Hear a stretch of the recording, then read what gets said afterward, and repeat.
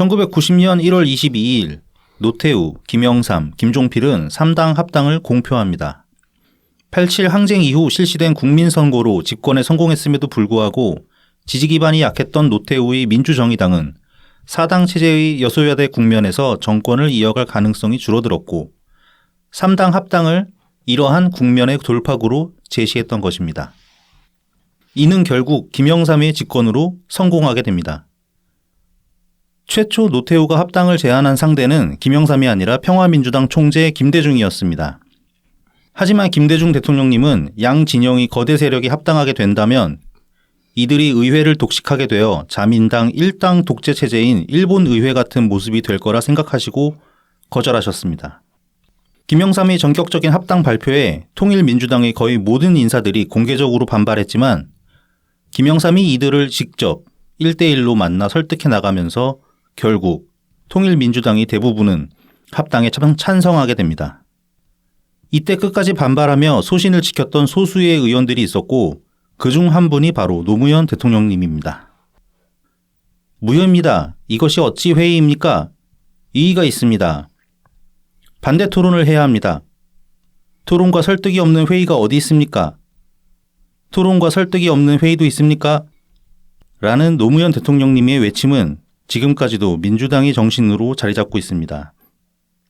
당시 김영삼은 노무현 대통령님을 어차피 동참 안 할 사람이라며 아예 만나지도 않았다고 합니다. 하지만 훗날 노무현 대통령님은 솔직하게 나도 직접 만나서 이야기를 했다면 어떻게 됐을지 모르겠다 라며 당시를 회고하시기도 했습니다. 3당 합당 그 자체보다 그 과정에서 토론과 설득이 없었음을 지적하셨던 것입니다. 3당 합당이 야합이라는 평가도 있지만 최초의 문민정부가 이로 인해 세워졌으며 김영삼 정부만이 추진할 수 있었던 과감한 결단들도 있었으니 결과가 아닌 과정의 문제였다는 노무현 대통령님의 반대는 더더욱 정당성을 갖습니다. 토론과 설득, 절차적 정당성은 민주주의의 근본입니다. 또한 더불어민주당이 최고의 정당일 수 있었던 이유이기도 합니다. 지금의 민주당이 몰락해가고 있는 가장 근본적인 이유는 단지 범죄자를 비호하기 때문만은 아닐 것입니다. 과정을 무시한 채 빠르고 속 시원한 결과만을 추구하고 있기 때문일 것입니다. 민주주의는 느리며 때로는 비효율적이고 답답한 결과를 내놓기 마련이지만 그러한 절차와 결과들이 쌓이고 다져져 세상을 조금씩 발전시키고 있다는 가장 단순하며 명확한 진리를 무시하고 있기 때문일 것입니다. 안녕하세요. 오늘은 3월 25일 토요일입니다. 저는 라이브TV 블랙아웃 BC입니다. 네, 호고민입니다. 네, 오늘은 오프닝이 3당 합당에 대한 내용이었습니다. 네, 네. 뭐 이번 주 이제 전국을 보다 보니까 문득 생각이 나가지고 이렇게 한번 구성을 해봤습니다. 네네. 요즘 뭐 나온 김에 뭐 저도 이제 다시 찾아보다 보니까 조금 더 다른 의의가 있는 것 같아가지고 이 3당 합당 이즈음에 이제 어떤 인식이 있었나 두 대통령들이 우리 이제 민주당의 대통령들이 어떤 인식이 있었나 한번 따져보니까 뭐 좀 재밌는 것들이 있더라고요. 당시에 이제 일단 뭐 전국이 이제 여소야대였잖아요. 네네. 그때 보면은 민정당이 120 몇 석이었고 그다음에 평화민주당이 75석인가 뭐 그 정도 됐습니다. 그리고 그 통일민주당이 50 몇 석 그 수준이었고 그다음에 이제 뭐였지 김종필 신민주공화당? 신민주공화당이 35석 뭐 그렇게 돼가지고 그리고 나머지 뭐 무소속이 8석에 한 석은 또 이제 나중에 평화민주당으로 복귀한 사람 무소속 뭐 그렇게 했고 아니다 그 사람은 이제 한겨레 민주당인가 뭐 그런 이상한 당을 자기가 만들어가지고 한 명 당선된 다음에 평화민주당으로 들어가고 그랬는데 그러니까 그래서 이제 아무튼 요 4개 당이 이제 의석을 어느 정도 원내 4당이 의석을 딱 갈라먹은 그런 형국이었는데 그런데 민주당이 과반을 못 넘었잖아요. 120 몇 석이라 가지고. 네네. 그러니까 이제 이 당시에 거의 모든 법안이랑 예산안까지 다 이 4당이 합당을 해가지고 합의를 봐가지고 통과를 시켰단 말이죠. 국회에서. 그러다 보니까 우리는 이제 사실 막 노태우 시절 그러면은 사실 부정선거는 맞거든요. 제가 보기에. 왜냐하면은 제가 경험이 있기 때문에 그 당시에 이제 87 때 그때 선거할 때 보면은 그 투표 전날 밤이 저는 아직도 기억이 나요. 막 동네에서 반장 아줌마가 집집마다 다니면서 막 뭐 수건이랑 이렇게 설탕 큰 포대 있잖아요. 20kg짜리 그런 거. 네네. 그런 거 막 돌리고 그랬다고. 민정당 찍으라고. 어차피 되고 보니까 민정당 다 찍을 텐데 왜 그랬는지 모르겠는데 아무튼 그러니까 금권 선거가 엄청 심했던 선거긴 했어요, 이때가. 네네. 그러니까 뭐 그렇게 따지면은 또 뭐 이제 부정선거라고 할 수도 있지만 어쨌든 간에 최초의 국민 선거였으니까 전 국민이 실시한 선거였으니까 뭐 그렇게 보면 이제 민주적인 절차를 통해서 당선된 대통령이기도 하잖아요, 노태우가. 하지만은 뭐 어쨌든 간에 이 양반이 전두환이랑 짝꿍 먹었던 인간이니까 좀 전반적으로 부정적으로 보는 인식이 있는데 근데 뭐 예전에 뭐 뉴비씨에서도 그런 이야기 많이 나왔고 이제 노태우의 뭐 어떤 통일 정책 같은 거 특히 그런 것들 대북 정책, 네, 그런 것들 뭐 보면 북방 외교, 네, 되게 전향적이었다 그런 얘기를 하시는데 그거 외에도 실제로 보면은 되게 민주적으로 잘 돌아갔던 시절이었다는 거예요. 이때 이제 김대중 대통령이 회고하신 거를 보면은 이때 이제 앞서 말씀드렸다시피 여소야대 구도에 사당 구도였단 말이죠. 그러다 네. 보니까 모든 국회에서 해야 되는 모든 일들을 다 합의를 거쳐가지고 할 수밖에 없고 그러다 보니까 오히려 뭐 이렇게 지금 같은 뭐 날치기 법안 통과나 뭐 의회 점거 그다음에 멱살잡이하고 싸우고 그런 일이 없었다는 거야. 네네네. 오히려 이제 토론과 설득 합의 그게 국회에서 정말로 제대로 돌아간 시절이 사실은 이국공화국 전반기였다는 거예요. 되게 좀 생소하죠 어떻게 보면 우리가 그냥 막연하게 가지고 있던 인식이랑 다르게. 근데 김대중 대통령이 아무튼 그래서 의회 정치가 되게 이때 정말 이상적으로 돌아갔었다라고 그렇게 회고를 하셨더라고요 보니까 당시에. 뭐 이제 그 관점으로 보면은 그래서 이제 지금 민주당 상황을 보면 우리 이제 계속 분당해야 된다 그런 얘기를 많이 하지 않습니까? 네네. 그게 단순히 이제 지금 이재명 때문에 이 당을 더 이상 쓸모 없기 때문에 나와야 된다. 그것도 충분한 이제 명분이 되지만은 이 지금 정계 구도를 놓고 봤을 때도 정계 개편이 필요하다는 거죠 지금. 네네. 저렇게까지 지금 두 개 정당이 극단으로 쏠려가지고 저런 식으로 정치를 해버리면 선택지가 없는 상태에서 어쩔 수 없이 따라갈 수밖에 없잖아요 국민들은. 그렇죠. 그래버리면 네. 의회가 제대로 안 들어갈 거란 말이지. 네. 그리고 뭐 정의당이 일단 네. 사실상 지금 3당의 위치인데 네. 지지율이 거의 변동이 없어요. 변동이 없죠. 그리고 확장성이 안 나오죠 사실 정의당이. 그래서 만약에 안철수가 뭐 지금 정치 시작해가지고 3당이라도 들고 나왔으면 엄청난 파괴력이 있었을지도 모르죠. 네네. 근데 뭐 지금 안철수는 그때 안철수가 아니니까. 네. 그리고 또 오히려 가장 최근에 다시 들어갔잖아요. 네. 그러니까. 이제 나오면 정말 끝나죠.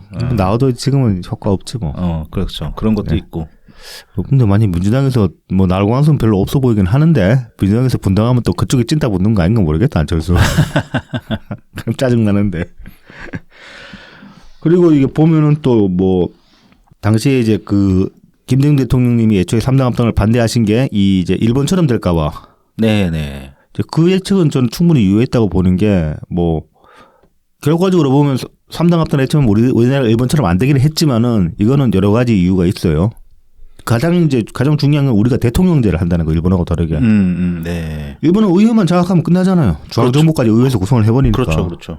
그런데 우리는 대통령제라는 게 있고 대통령제는 꼭 정당의 지지세가 완전히 대통령 당락에 100% 결정적으로 작용하는 게 아니란 말이죠. 끝물세랑 정당 지지세 둘 다 같이 작용을 하는데 노무현 대통령이나 김대중 대통령 같은 경우는 개인기로 돌파한 그런 케이스가 되는 거죠, 확실하게. 왜냐하면 이때까지만 해도 합당한 3당이 엄청나게 셌기 때문에 뭐 이제 김대중 대통령님 그것도 힘드시니까 이제 김종필 끌어들여가지고 힘들게 되신 거고 이해창이 워낙 막강했으니까 당시에. 뭐 이제 노무현 대통령님은 반 정도 이인재가 도와준 면이 분명히 있고. 뭐 그렇게 따지면 이인재의 도움은 또 김대중 대통령님도 좀. 그렇죠. 이인재 대통령 받았죠. 받으셨죠. 예. 그러니까 이제 그렇게 보면은 애초에 이제 대통령제가 많이 뭐라고 해야 되나 이거를 뭐 브레이크로 작용했다고 해야 되나? 정당 정치가 이제 그렇게 극단으로 쏠리는 거를 막는 브레이크로 작용한 면이 있는 거고 그 외에도 보면은 이때 이제 총선 끝나고 나가지고 이렇게 표 갈리는 거 가지고 당시에 이제 여론조사 기관이 지지자들 성향을 이제 조사한 게 있어요. 보면은 당시에 통일민주당이랑 민정당이랑 이 지지층이나 이념적으로 좀 겹치는 면들이 많았어요, 상대적으로. 그래서 이제 뭐 굳이 따지면 통일민주당, 평화민주당이 진보 스탠스에 가깝다고 볼 수 있는데 그중에서 평화민주당이 좀 더 좌측으로 가 있는 통일민주당이 좀 더 중도에 가까운 그런 포지션이었고 그다음에 이 노태우를 내세운 민정당 같은 경우도 과거 군사정권 때에 비하면은 많이 이제 중도로 넘어오려는 그런 모양새였어요, 당시에는. 그러다 보니까 두 당 같은 경우는 사실 합당은 했지만은 그 이념적으로나 어떤 지지 성향 면에서는 막 이게 외연 확장이 아니라 그냥 자기들끼리 갈라먹고 있었던 거를 두 개 붙인 그런 꼴이 되는 거예요. 네네. 그래서 이제 그 파괴력이 그만큼 많고 수 있는 뭐 그 김종필의 공화당은 말할 것도 없고 거기는 뭐 그냥 이중대나 마찬가지니까. 네. 그러니까 이 합당을 해가지고 덩치는 늘어났지만은 실제로 어떤 외연 확장이 되면 크지는 않았다고 볼 수 있는 거예요. 근데 만약에 평민당이랑 그 당시에 민정당이 합쳐졌으면 이건 다른 거지. 충격이 완전 컸을 거예요. 완전히 이게. 이질적인데 예. 이 두 개가 합쳐져 버렸는데 평민당 사람들이 그렇다고 해서 표를 안 줄 거냐 그건 아니란 말이죠. 왜냐하면 거기 김대중이 있으니까. 그렇죠, 그렇죠. 절대자가 거기 있었으니까. 그래서 이제 김대중 대통령님이 정말 들어가셨으면은 김대중 대통령이 예측하신 대로 정말 일본 꼴을 날 수도 있었던 거예요. 어떻게 보면. 그렇게 보면 정말로 그 통찰력이 대단했던 거죠. 당시에 스스로 반대했던 게. 네. 그래서 이걸 되짚어 보니까 정말로 이 지도자의 통찰력이라는 게 어떻게 필요한가. 근데 보면은 또 노무현 대통령 당시에 그 3당 합당 자체를 또 그렇게까지 반대하셨던 거 아닐 수도 있다는 거예요. 그렇죠. 네, 지금 제가 네. 이제 그 글 이번 주 인트로를 들어보시면 아시겠지만은 뭐 그러니까 그거를 그딴 식으로 처리하는 게 어딨냐. 그렇게 이제 방점을 찍고 말씀을 하셨단 말입니다. 그리고 다 만나줬는데 나는 왜 안 만나? 네. 사실 그 전기에 끌어들인 것도 김영삼 대통령이고, 그렇죠, 그렇죠. 노무현 대통령 예. 끌어들인 것도 뭐 그 전까지 이렇게 뭐 관계가 그렇게 나빴던 것도 아니고 그렇기 때문에 설득했으면 그리고 김영삼 대통령이 말 못하는 양반도 아니고, 네, 그렇죠. 거기도 얼마나 달면인데 그 이야기하다 보면 이제 답을 찾을 수도 있었을 거란 말이지. 그리고 그 뭐 어찌됐건 간에 문민정부가 IMF만 아니었으면 사실 그러니까 경제적으로 그렇게 개판만 안 졌으면은 이게 뭐 그렇게 정치를 못했다고 볼 수도 없잖아요. 하나의 척결하고 막 금융실명제 휙 실시해버리고 그런 거 보면은 그걸로 인해서 우리 사회가 크게 바뀐 부분이 분명히 있기 때문에 네. 그런 이제 과감하고 시원시원한 결단 그런 거는 또 이제 김영삼 대통령이 아니면 못하는 부분이 있으니까 그렇게 보면 충분히 의의가 있단 말이지. 그런데 이제 그러니까 애초에 그 3당 합당이라는 것 자체를 노무현 대통령님도 뭐 나중이라도 생각해 보니까 이거는 뭐 하려면 할 수도 있었겠다. 그래서 그렇게까지 생각을 하셨던 것 같아요. 네. 뭐 그리고 이제 실제로 뒤에 이제 대연정 같은 거 본인이 직접 말씀하시기도 했던 것도 어떻게 보면 다 있는 부분이 있을 수 있는 거고. 뭐 그래서 이제 뭐 아무튼 좀 생각해 볼 여지가 많더라. 이 3당 합당이라는 걸 그 다시 들춰보니까. 참 뭐 결과적으로 이제 정도 와서 보면은 네. 참 뭐 좀 재미있는 부분들이 많이 있는 것 같아요. 네, 네. 네. 이게 참 우리나라가 이제 대통령제이기도 한 것도 분명히 있긴 한데 그 다음에 이제 아까 통일민주당과 민정당이 좀 지지층이 네, 네. 겹치는 부분도 많이 있다 이런 것도 있고 근데 이제 완전히 딱 화학적으로 이렇게 딱 붙기가 이제 쉽지는 않은 게 또 다른 것들이 있기는 한 것 같아요. 그러니까 약간의 이제 이거는 뭐 첨언 같은 건데 이 민정당이랑 통일민주당이 그 붙을 수도 있는 부분도 있긴 있어요. 그러니까는 노태우 정부가 그 당시 이제 민정당은 그래도 이전에 전두환 정권하고는 네. 좀 맥이 좀 다르잖아요. 네, 색깔이 다르니까. 네, 색도 많이 다르고 그 막 모공청문회 이런 것도 네, 딱 해버리고 네. 그것도 민정당이 어쨌든 뭐 동의한 상황에서 이루어진 거나 마찬가지니까요. 그러니까 좀 이렇게 선을 딱 그었죠. 그래서 전두환 그 백담산가 어디로 백담사 짱 박아버리고 막 그랬잖아요. 들어가 버리고 네.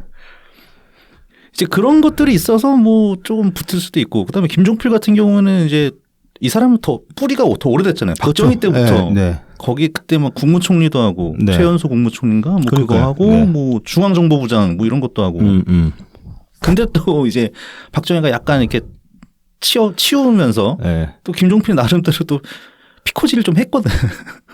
뭐 이제 피코즈를 하긴 했는데 근데 그게 이제 생존 전략이었지 항상 네, 보면은. 그러니까. 그 2인자로 살아남기 네. 뭐 그런 거였지 뭐. 그러니까 그래서 묘한 그 결합이 되긴 했어요. 근데 네. 뭐 그래도 이제 뿌리가 워낙 다르니까 네. 이제 시너지는 안 나고 다만 그것 때문에 확실히 김대중 대통령께서 이제 고생을 많이 하시게 됐죠. 그렇죠. 예. 어쨌든 근데 그래서 김대중 대통령이 상황상 워낙 대단한 분이시기도 하지만 네. 오히려 어떤 정치적인 일관성 그런 위치에 오를 수 있는 환경이 조성이 되기도 한 것 같아요. 근데 그러니까 그 돌아보면은 이때 삼당합당 제안했을 때 네네. 김대중 대통령이 유불리만 따졌으면 받았을 거예요. 왜냐하면 그렇죠. 뒤에 김종필하고도 손을 잡았으니까. 그런데 이 비전을 그러니까 더 큰 걸 보셨다는 거지. 제가 보기에는 정말로 그렇죠. 이거 내가 여기서 대통령 한번 하겠다고 그래 버리면은 일본 꼴 나는 수가 있다. 이러면 못 되돌린다 그런 생각을 하셨던 것 같아. 그러니까요. 대단하신 네, 안목이죠. 그 통찰이 대단한 거죠. 예. 어쨌든 또 그런 이제 상황에서 아까도 이제 얘기 나왔지만 결국은 당선될 때 뭐 이인재 도움도 있었지만 그 DJP 연합이 또 상당히 그렇죠. 큰 역할을 크게 했잖아요. 작용했죠. 그게 예. 가장 결정적이긴 하죠. 예. 여기서 약간 이재명 멱살을 한번 잡을 수밖에 없는 게 네. 어쨌든 김대중 대통령이랑 김종필, 박태준 이 세 사람이 뭔가 합의가 이루어졌잖아요. 그렇죠. 예. 네. 근데 그만큼 이제 그 전에 김대중 대통령이 해오셨던 게 있으니까 나름 협상 테이블로 불러내고 뭔가 이렇게 서로 딜이 네. 오고 갈 수 있는 그런 환경이 되잖아요. 네. 근데 만약에 이재명처럼 저 새끼들 막 나쁜 새끼 막 이렇게 한참 하다가 네. 상황 좀 올리니까 합쳐야겠는데 하면서 잠깐 좀 얘기 좀 해보시죠 하면은 얘기 안 할 거거든. 그러니까.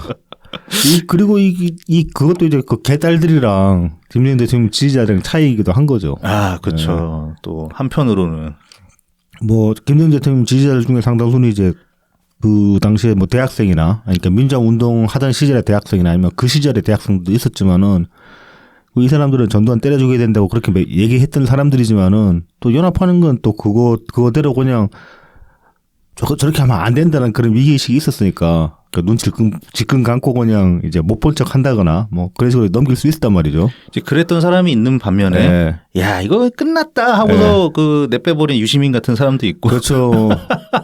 그 유시민이 지금 이재명이 붙어 있잖아. 그러니까. 뭐 돌고 돌아가지고 지금 개딸이 인플루언서를 하고 있지 지금은. 그렇죠. 민들레. 네, 근데 지금 아무튼 이제 지금 이 개딸 같은 경우는 그런 식으로 필요에 따라서 그렇게 삼당 연합을 하겠다고 했을 때 개딸들이 제일 먼저 지랄할 거란 말이지. 그렇죠. 네.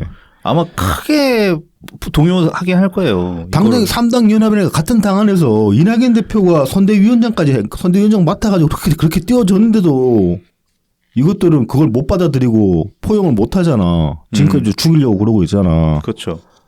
지금도 뭐, 또 이상한 얘기도 해가면서. 지긋지긋합니다, 진짜. 예, 지긋지긋합니다. 뭐, 얘네들 막 팩트체크도 안 해요. 그냥 막 던져. 너무 심해. 진짜 이번 주 나도 트위터에서 몇 개 봐가지고 그냥 짜증나가지고 뉴스 기사 막 바로바로 그냥 캡처 떠가지고 올려놓고 좀 팩트체크 좀 하라고. 그러고 이제 반박한 것도 있었는데. 뭐, 재미난 꼴 많이 보게 되죠. 뭐, 그런데 그 와중에 또 이재명 뭐 개딸 이름 안 좋다 이제 바꿔야 된다 그딴 소리 하고 있고 지가 집으로 개딸 좋다 그러고 꽁냥거린 지가 1년도 안 됐구만 그런지 혐오스러운 이미지가 생겼다잖아요. 애초에가 왜 개딸이라는 네이밍을 쓰냐고 대체. 그건 뭐 지금 이게 개딸이라는 이름이 문제가 있는 게 아니에요. 그러면요. 이 사람이 문제인 거지. 아니야 근데 개딸도 문제가 있는 것 같아. 이름도요? 예. 만약에 우리가 그러니까 문파들이 네. 문구로소리 아니고 뭐 개꾸로소리 이런 거 했다고 앞에 개가 붙으면 이상해진다니까. 아 개문파 뭐 이런 식으로. 네, 개문파 아니면 뭐 개꾸로소리 그래도 이상하다니까. 뭐 이상하긴 하죠. 이상하긴 한데 사실 더 중요한 거는 그 행동이에요. 행동. 뭐 이제 물론 행동도 그렇긴 한데 이 언어가 인식을 지배하는 그러니까 선입견을 팍 박아놓고 시작하는 분들이 있기 때문에. 그거는 그러니까 지인지조 성격이 굉장히 강한 게. 사실 얘네들이 뭐 그 방송에 내보내야 되니까 뭐 개혁의 딸 뭐 이런 소리 하고 있지만 사실 그 개국본 출발할 때 이름이 그거잖아요. 개싸움 국민운동본부였거든요. 그렇죠. 이게. 그런데 이제 나중에 그 정식 단체 뭐 이런 식으로 바꿀 때 뭐 개혁 국민운동본부 이런 식으로 살짝 그 바꿔줬단 말이에요. 그렇죠. 뭐 개싸움 이거를 뭐 언론에 내보낼 수 없잖아. 성명을. 그렇게 한 거고 그러니까 얘네들도 개딸이 그 개같이 싸우겠다고 개딸인 거예요 원래. 그렇죠. 그러니까 사실 뭐 지네 그 이름 그대로 네이밍대로 행동하는 거긴 한데 아닌데 그래도 지네가 막 그 외부에다가는 뭐 개혁의 딸 그렇게 할 거면 뭐 개혁적인 모습을 보이던가 뭐 잘하면 되는데 이상하게 하잖아요. 막 그냥 난리 부르스만 추고. 그러니까 혐오 이미지가 왜 생겼어요? 혐오스러운 행동을 자꾸 하니까 뭐 생기는 그 거지. 말씀도 맞죠. 예. 사실 근데 뭐 우리도 그 이제 문구로 소리도 사실은 문구로 소리가 그런 의미잖아요. 사실은. 네, 우리 그렇죠. 네. 물어뜯고 싸우겠다. 네. 뭐 상대 누구든 상관 안 한다. 건드리면 눈깔이 터뜨려 버린다. 그러고 나온 거 아니야. 그렇게 된 거긴 하죠. 네. 네. 그 이미지를 자기들 차용하겠다고 그러고 이제 뭘 막 쓸 거 없으니까 이제 그 개딸이라는 말을 끌어들인 거긴 할 텐데 아마도. 네. 근데 그 이제 그 작년 인간이 너무 한심한 거지. 지금 와서 보면은. 그러니까 너무 이제 깊이가 없었다. 문구로 소리는 팩트 체크도 잘 못하고. 그러니까 문구로 소리는 빌런 짓을 하지만 빌런이 아니잖아. 뭔가 좀 그냥 과격할 수는 있는데. 그런 그러니까 이미지가 뭐 그래도 생각해 볼 만한 얘기들은 하죠. 하긴. 그러니까 네. 그리고 이제 이미지 그 네 명에서는 이미지 자체가 그런 면도 있다는 거. 그거는 이제 문파분들의 센스가. 물론 이제 그런 걸로 많이 이제 커버링 된 면도 있는데 어찌됐든 간에 개딸 그래브는 일단 이름이 빌런 이름이란 말이지. 그러니까 거기서 확 먹고 들어가는 거야. 안 돼, 그래서. 하지만 늦었다. 재밌는 게 뭐 잼딸 할까 뭐 이러니까는 단칼에 이재명이 그건 안 됩니다 이랬다는데. 해경공이 싫어할 것 같아. 단어를 아줌마라서 잼딸 그러면 얼마나 징그럽겠어. 저는 이제 뭐 관심법을 쓰지는 않지만 네. 괜히 그 혐오스러운 이미지가 나한테 다시 옮겨올까봐 일부러 거리두고 하는 거 아닐까. 그런 면도 있겠잖아요. 그런 생각이 들더라고요. 네. 슬슬 이제 손절 치려고 그러는 것 같아. 개딸들. 그러니까. 준비하십시오. 당신들 곧 버림받을 거야. 안 그래도 지금 뭐 저기 그 웹자보 만드는 거 개딸 아니라는 소리 계속 해대고 있잖아. 그 7적 웹자보 만든 거. 뭐 지난주부터 계속 그 얘기 계속 하더만 지금도. 아, 그래요? 그러니까 아니 본인이 맞다는데 왜 자꾸 그래. 그러니까. 뭐 절절하게 얘기하더만. 뭐 어쨌든. 네. 뭐 지인지조입니다. 지인지조입니다. 예, 이재명도 지인지조, 네. 뭐 개딸도 지인지조. 네. 슬퍼해 봐야 늦었습니다. 근데 우리도 덩달아 좆되고 있으니까 문제지 지금. 뭐 짜증나게. 아니죠. 우리는 약간 속세를 떠났지. 아무 상관없어. 이 주변에 그 트위터를 해보면은 내가 제일 팔자편한 것 같아. 다른 분들은 그래도 이제 나라 걱정하시고 당 걱정하시느라 많이 힘드신 것 같은데 내가 제일 널널하구나. 멘탈이 그런 생각이 들어요. 이러면 안 되는데.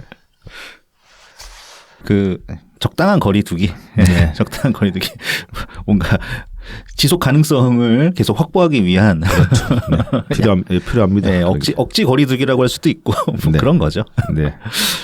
네, 어쨌든 뭐 다들 마음 고생들이 많으시죠. 네. 네, 그런 와중에서도 저희를 후원해 주시고 네, 저희 방송도 들어주시는 청취자 여러분께 정말 다시 한번 감사하다는 말씀을 드립니다. 네. 예, 그럼 소개해드리겠습니다. 후원 계좌를 통해서 트친 S님, 청래야 진짜 깡패는 이재명이야 님, 귀여운 감자님 후원해 주셨습니다. 감사합니다. 네, 감사합니다. 이번 주 닉네임은 좀 기네요. 네, 아이디어 고갈이 왠지 다가오는 거 아닌가. 이 문장이 되어버리면 안 되는데. 네, 어쨌든 넘어갔습니다. 네, 어쨌든 성공. 네. 자, 그리고 제공입니다. 웰컴퓨터입니다. 부산 사하구 괴정로 221 사시장 복개로 입구에 있습니다. 070-8742-9595, 051-271-0066입니다. 트위터 웰컴퓨터, 인스타그램, 페이스북, 네이버 블로그에서 웰컴퓨터 골뱅이 AIRSEE 숫자 12로 검색해 주시면 됩니다. SNS 프로필에 카카오톡 오픈톡방 링크가 있으니까요. 참고해 주시기 바랍니다. 요거 이제 그 웰컴퓨터 사장님이 저희 그 챗방에 이제 올리셨죠. 그 챗 GPT를 통해서 이제 홍보문을 한번 만들어 보셨다 그래가지고 올리셔가지고 이번 주에는 그 홍보문을 그대로 소개해드릴 거고 이게 저는 전반적으로 좀 읽어보니까 기계 티가 나요. 그래가지고 이걸 좀 손을 봐야 되겠다. 다음 주에는 그런 생각을 했습니다. 그러니까 홍보문 보면 이렇게 챗 GPT가 만든 홍보문을 보면은 뭐 안녕하세요. 부산시 사하구에서 컴퓨터 조립 관련 업무를 하는 웰컴퓨터입니다.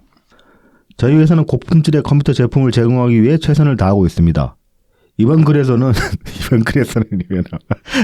저희 회사의 업무와 컴퓨터 조립에 대해 자세히 소개해드리겠습니다.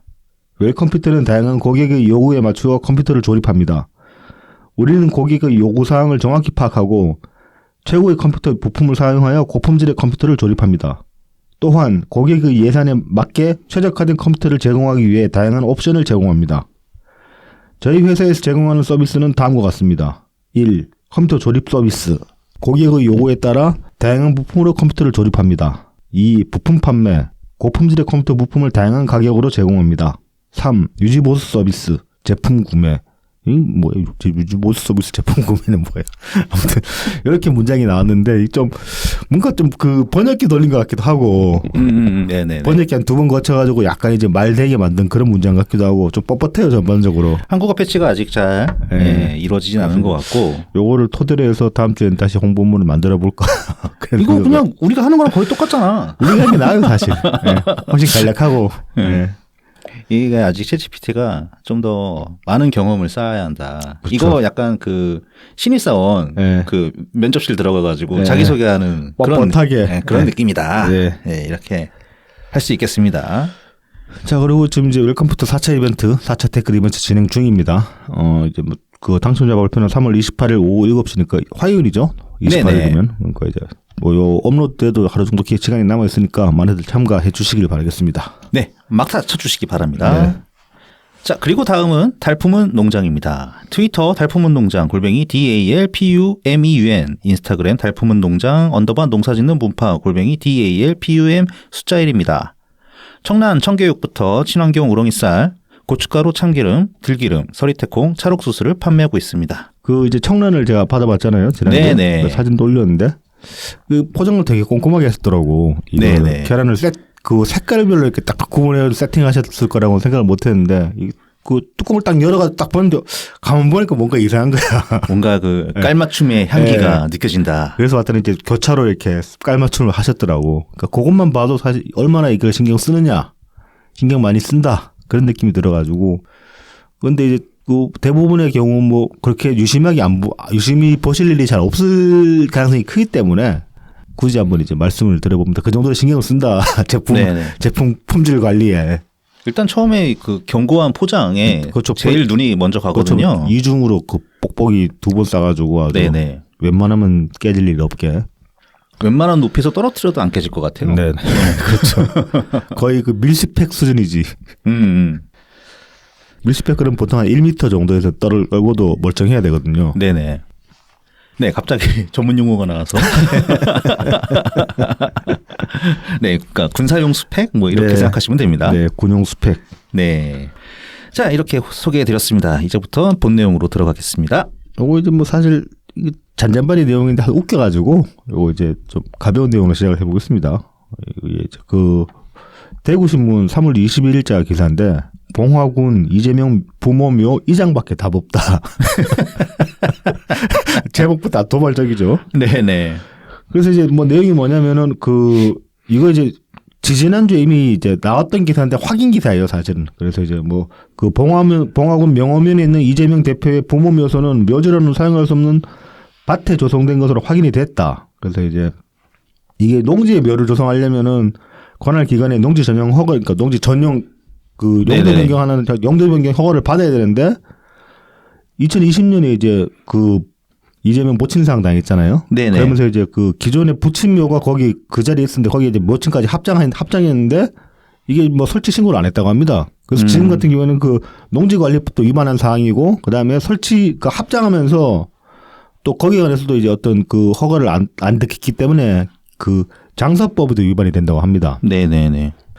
근데 현재까지 이제 봉화군청은 또 이에 관해서 아무런 조치를 안 하고 있어요. 근데 이제 그 조치 안 하는 이유가 뭐 민원이나 피해 신고가 없었기 때문에 그렇다고 합니다. 아, 네. 이거 좀 말이 안 되지. 이건 위반 사항인데.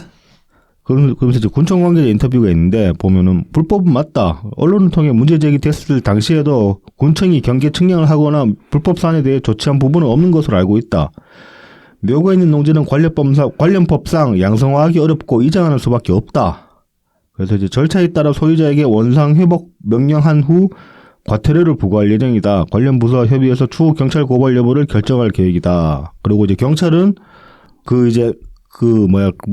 돌멩이 나온 거. 네네네. 거기에 관해서는 그 이제 분묘 발굴제 적용을 검토 중인 거라고 합니다. 네네. 그러니까 이거 말하자면 도굴범 잡는 그 법이지. 네네네.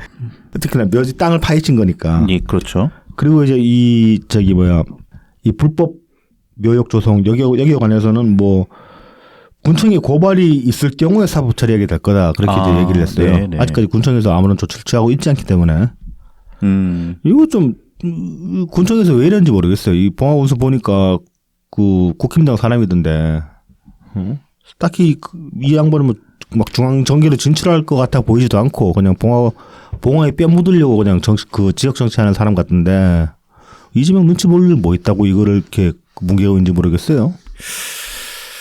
뭐 글쎄요. 뭐 시끄러워질까봐 그러나. 그러게. 궁금은 하네요. 네. 야, 그런데 이게 비슷한 일이 예전에 이낙연 전 대표님한테도 있었어요. 네네. 이게 아마 불거진 거는 아마 지난 총선 때 즈음인 것 같아요. 네. 2020년. 네. 기사를 다시 검색해 보니까는 그때로 돌아가는데 이제 그때 근처쯤에서 이낙연 전 대표님 어머니께서 돌아가셨거든요. 네네. 그래서 이제 돌아가신 어머니를 모시는데 거의 같습니다. 그러니까 네. 원래 이제 아버지 산소가 있고 네. 거기에다 이제 같이 모셨어요. 네, 합장을 하신 거죠. 네, 합장을 했는데 그 위치가 이제 이낙연 전 대표님 동생분이 농사를 짓는 땅에다가 네. 거기에 이제 같이 원래 아버지 산소가 먼저 있었고 농지도 그 부모님이 물려주신 거고 그 안에서 또 뭐 불법 전용인에 만에 말 나왔는데 네, 맞습니다. 그 땅 가격도 얼마나는 진짜 깡촌에 허름한 그 농사짓는 진짜로 농지였고 뭐 그랬던 이야기도 있죠. 네. 그래서 거의 똑같죠. 네. 그러니까 이제 농지에다가 묘를 조성을 묘를 조성을 한 게 이제 문제가 됐고 네.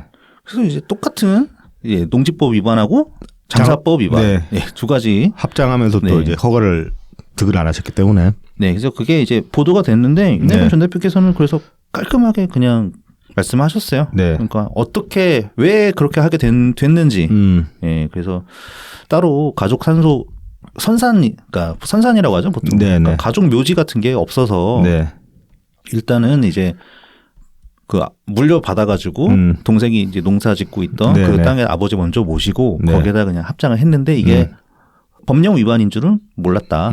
그래서 과태료 내고 바로 이장하겠다. 이렇게 말씀하셨거든요. 거의 한 달 뒤에 정확하게 그렇게 하셨습니다. 조치를 하셨죠. 그렇게. 과태료 100만 원인가 내시고 바로.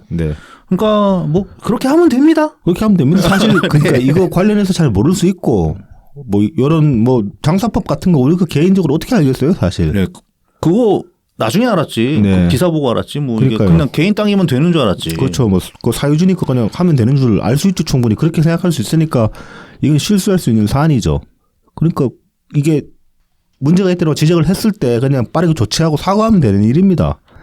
근데 지금 이재명 쪽은 아무것도 안 하고 있어요, 아직까지도. 이 대구신문에서 이거 이제 관련해서 기사 내면서 이재명 측에 계속 그 연락을 취했대. 인터뷰 따려고. 근데 계속 컷당하고 연락이 닿질 않았다고 합니다. 그러니까 애초에 이게 그러니까 과정부터가 웃긴 거죠. 뭐 마치 자신에게 뭐 그 말도 얼마나 웃깁니까? 흑주술이 뭐야? 흑주술이. 그렇지. 야, 흑마법은 있어도 흑주술은 없어. 흑마법이라고 하든가 그냥 블랙 매직 뭐 하든가. 나 진짜 이상한 단어들을 참 어디서 잘 만들어낸단 그렇죠. 말입니다. 그리고 뭐 자기 때문에 뭐 그런 이제 흑마법과 흑주술까지 끌어들여서 부모님께 참 그 면목엽다 누를 끼친다 그렇게 폐를 끼친다 그렇게 얘기를 했는데 정말 부모님 지금 욕 보이는 거 이거예요, 이거. 이 묘지 이렇게 써놓고도 뭉개고 있는 거. 이게 지금 부모님 욕 보이는 거라고. 이것 때문에 신문에 한 번 더 나는 거 아니야, 지금 안 좋은 걸로. 그러니까요. 부모님을 정말 생각한다고, 정말 생각하는 마음이라고 해도 이거 좀 빨리 이장하고 처리해야 되는 거야, 깔끔하게. 그럼요.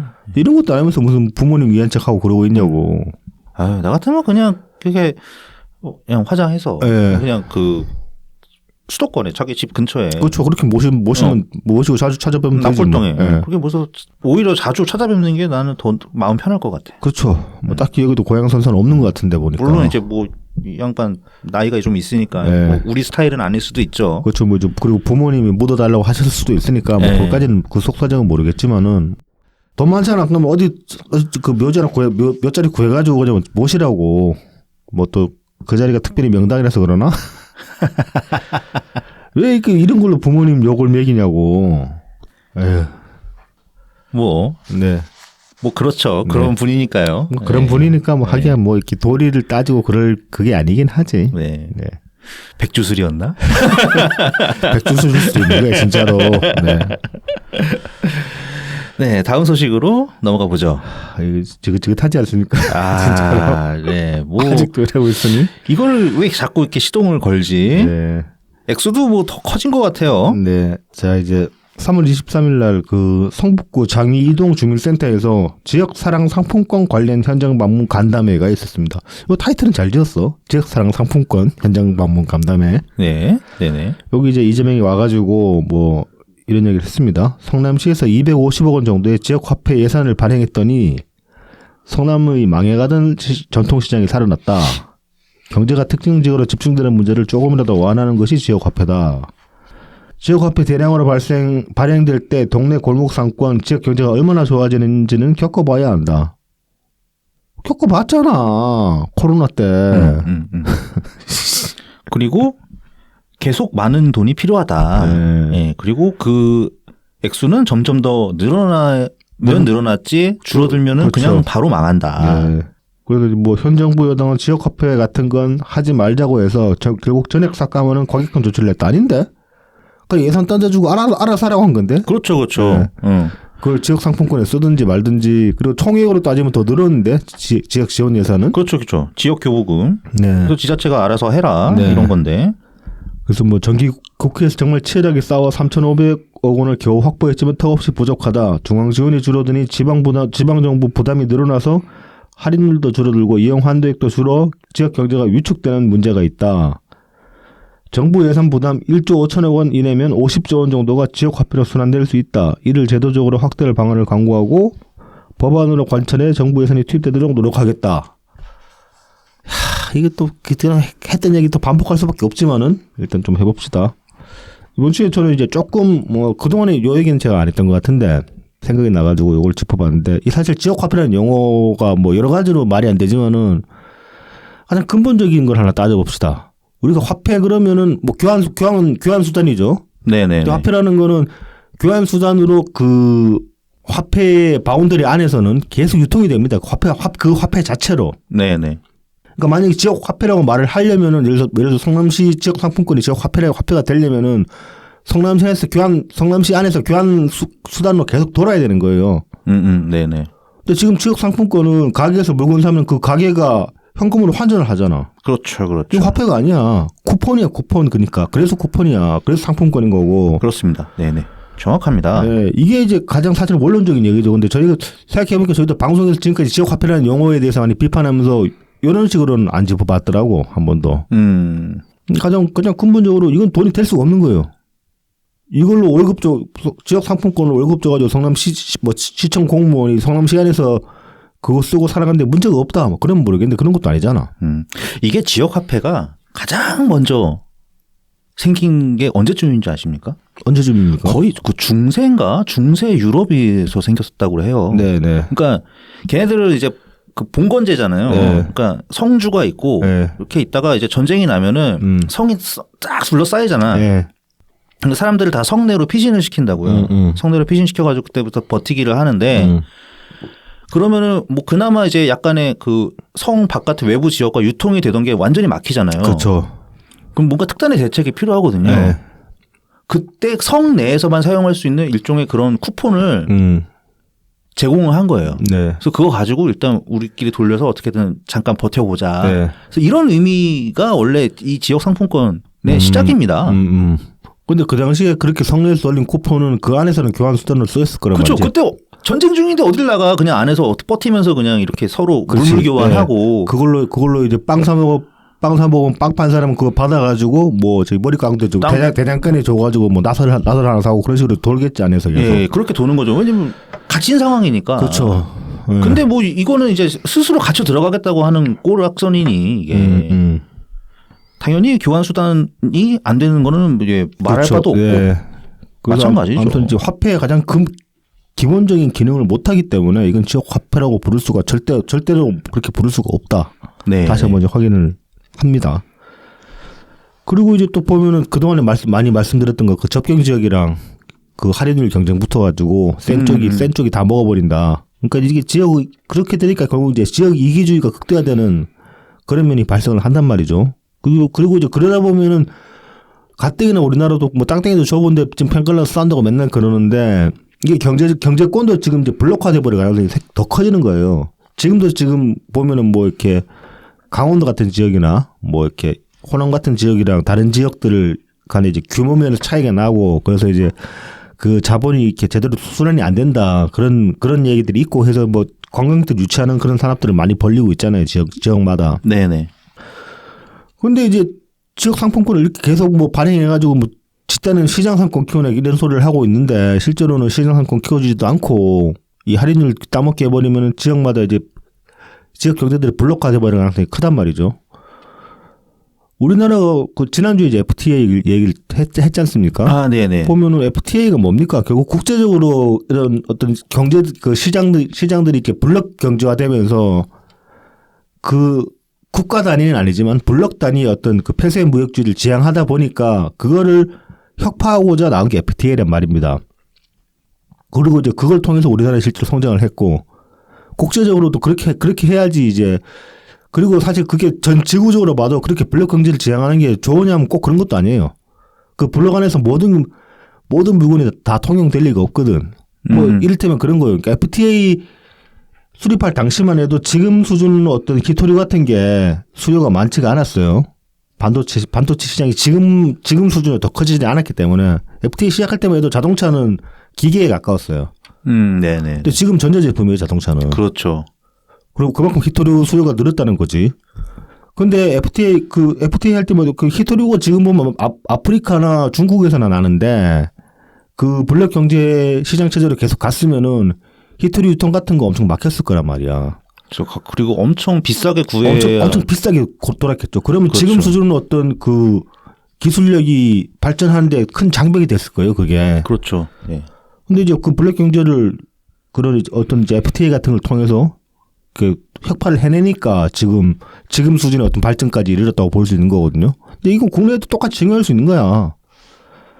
그런데 이거를 무슨 뭐 시장 골목상권 살렸다는 이 증거는 없습니다. 뭐 누차 말씀드리지만 그 뭐 몇 가지 조사 보면은 뭐 민주당에서 주체적으로 조사한 거나 아니면 뭐 경기도에서 주체적으로 조사한 거 그런 것들만 이제 상당히 이게 정치적이라는 느낌이 강한 그런 조사에서만 좀 그 이렇게 긍정적으로 보였지 일반적인 학계의 평가나 아니면 일반적인 조사들을 보면은 별 효과 없더라. 발행 하나 마나 별 차이 없더라. 그게 이제 중론이잖아요, 보면은.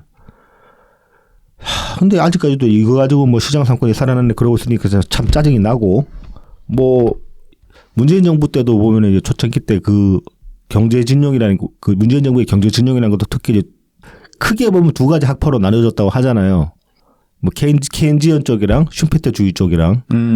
그래서 이제 뭐 이렇게 완벽하게 그렇게 구분되지는 않겠지만 일반 크게 선을 그어 보면은 케인지언 쪽이 그 제 학계나 아니면 제야에 있던 시민사회 쪽 사람들, 그러니까 뭐 이를테면 뭐 장하준이나 장하성이나 네. 그 또 뭐 몇 명 있잖아요 보면은 예. 청와대 주로 참모로 있던 사람들.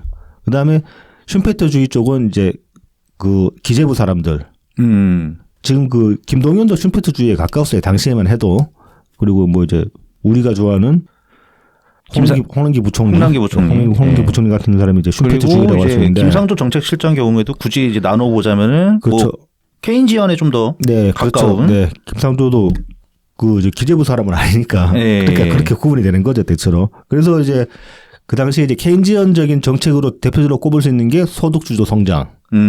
그다음에 이제 슈페트주의 쪽에서 이제 들고 나온 게 혁신성장이라고 볼 수 있는 거죠, 말하자면. 그리고 그게 실제로 문재인 정부의 큰 경제 정책의 두 개의 축이었고. 그런데 이제 뭐 결과론적으로 보면은 두 개 다 이제 믹싱해서 같이 갔어야 되는 건 맞는데 이 소득주도 성장을 좀 더 이제 전면에 부각시킨 게 어떻게 보면 문재인 정부의 경제 정책에서 이제 많은 사람들이 불만을 표하는 부정적으로 보는 그런 이제 이유가 되지 않았나 그런 생각이 듭니다. 자, 그래서 이 뭐 지역 상권 얘기 이재명이 지역 상권 뭐 활성화 얘기를 자꾸 하는데 이거를 지금 지역 상품권을 발행하는 게 말하자면 케인지언주의적인 그런 접근 방법이라고 볼 수 있어요. 돈을 풀어가지고 돈을 쓰게 만들겠다 어떻게든.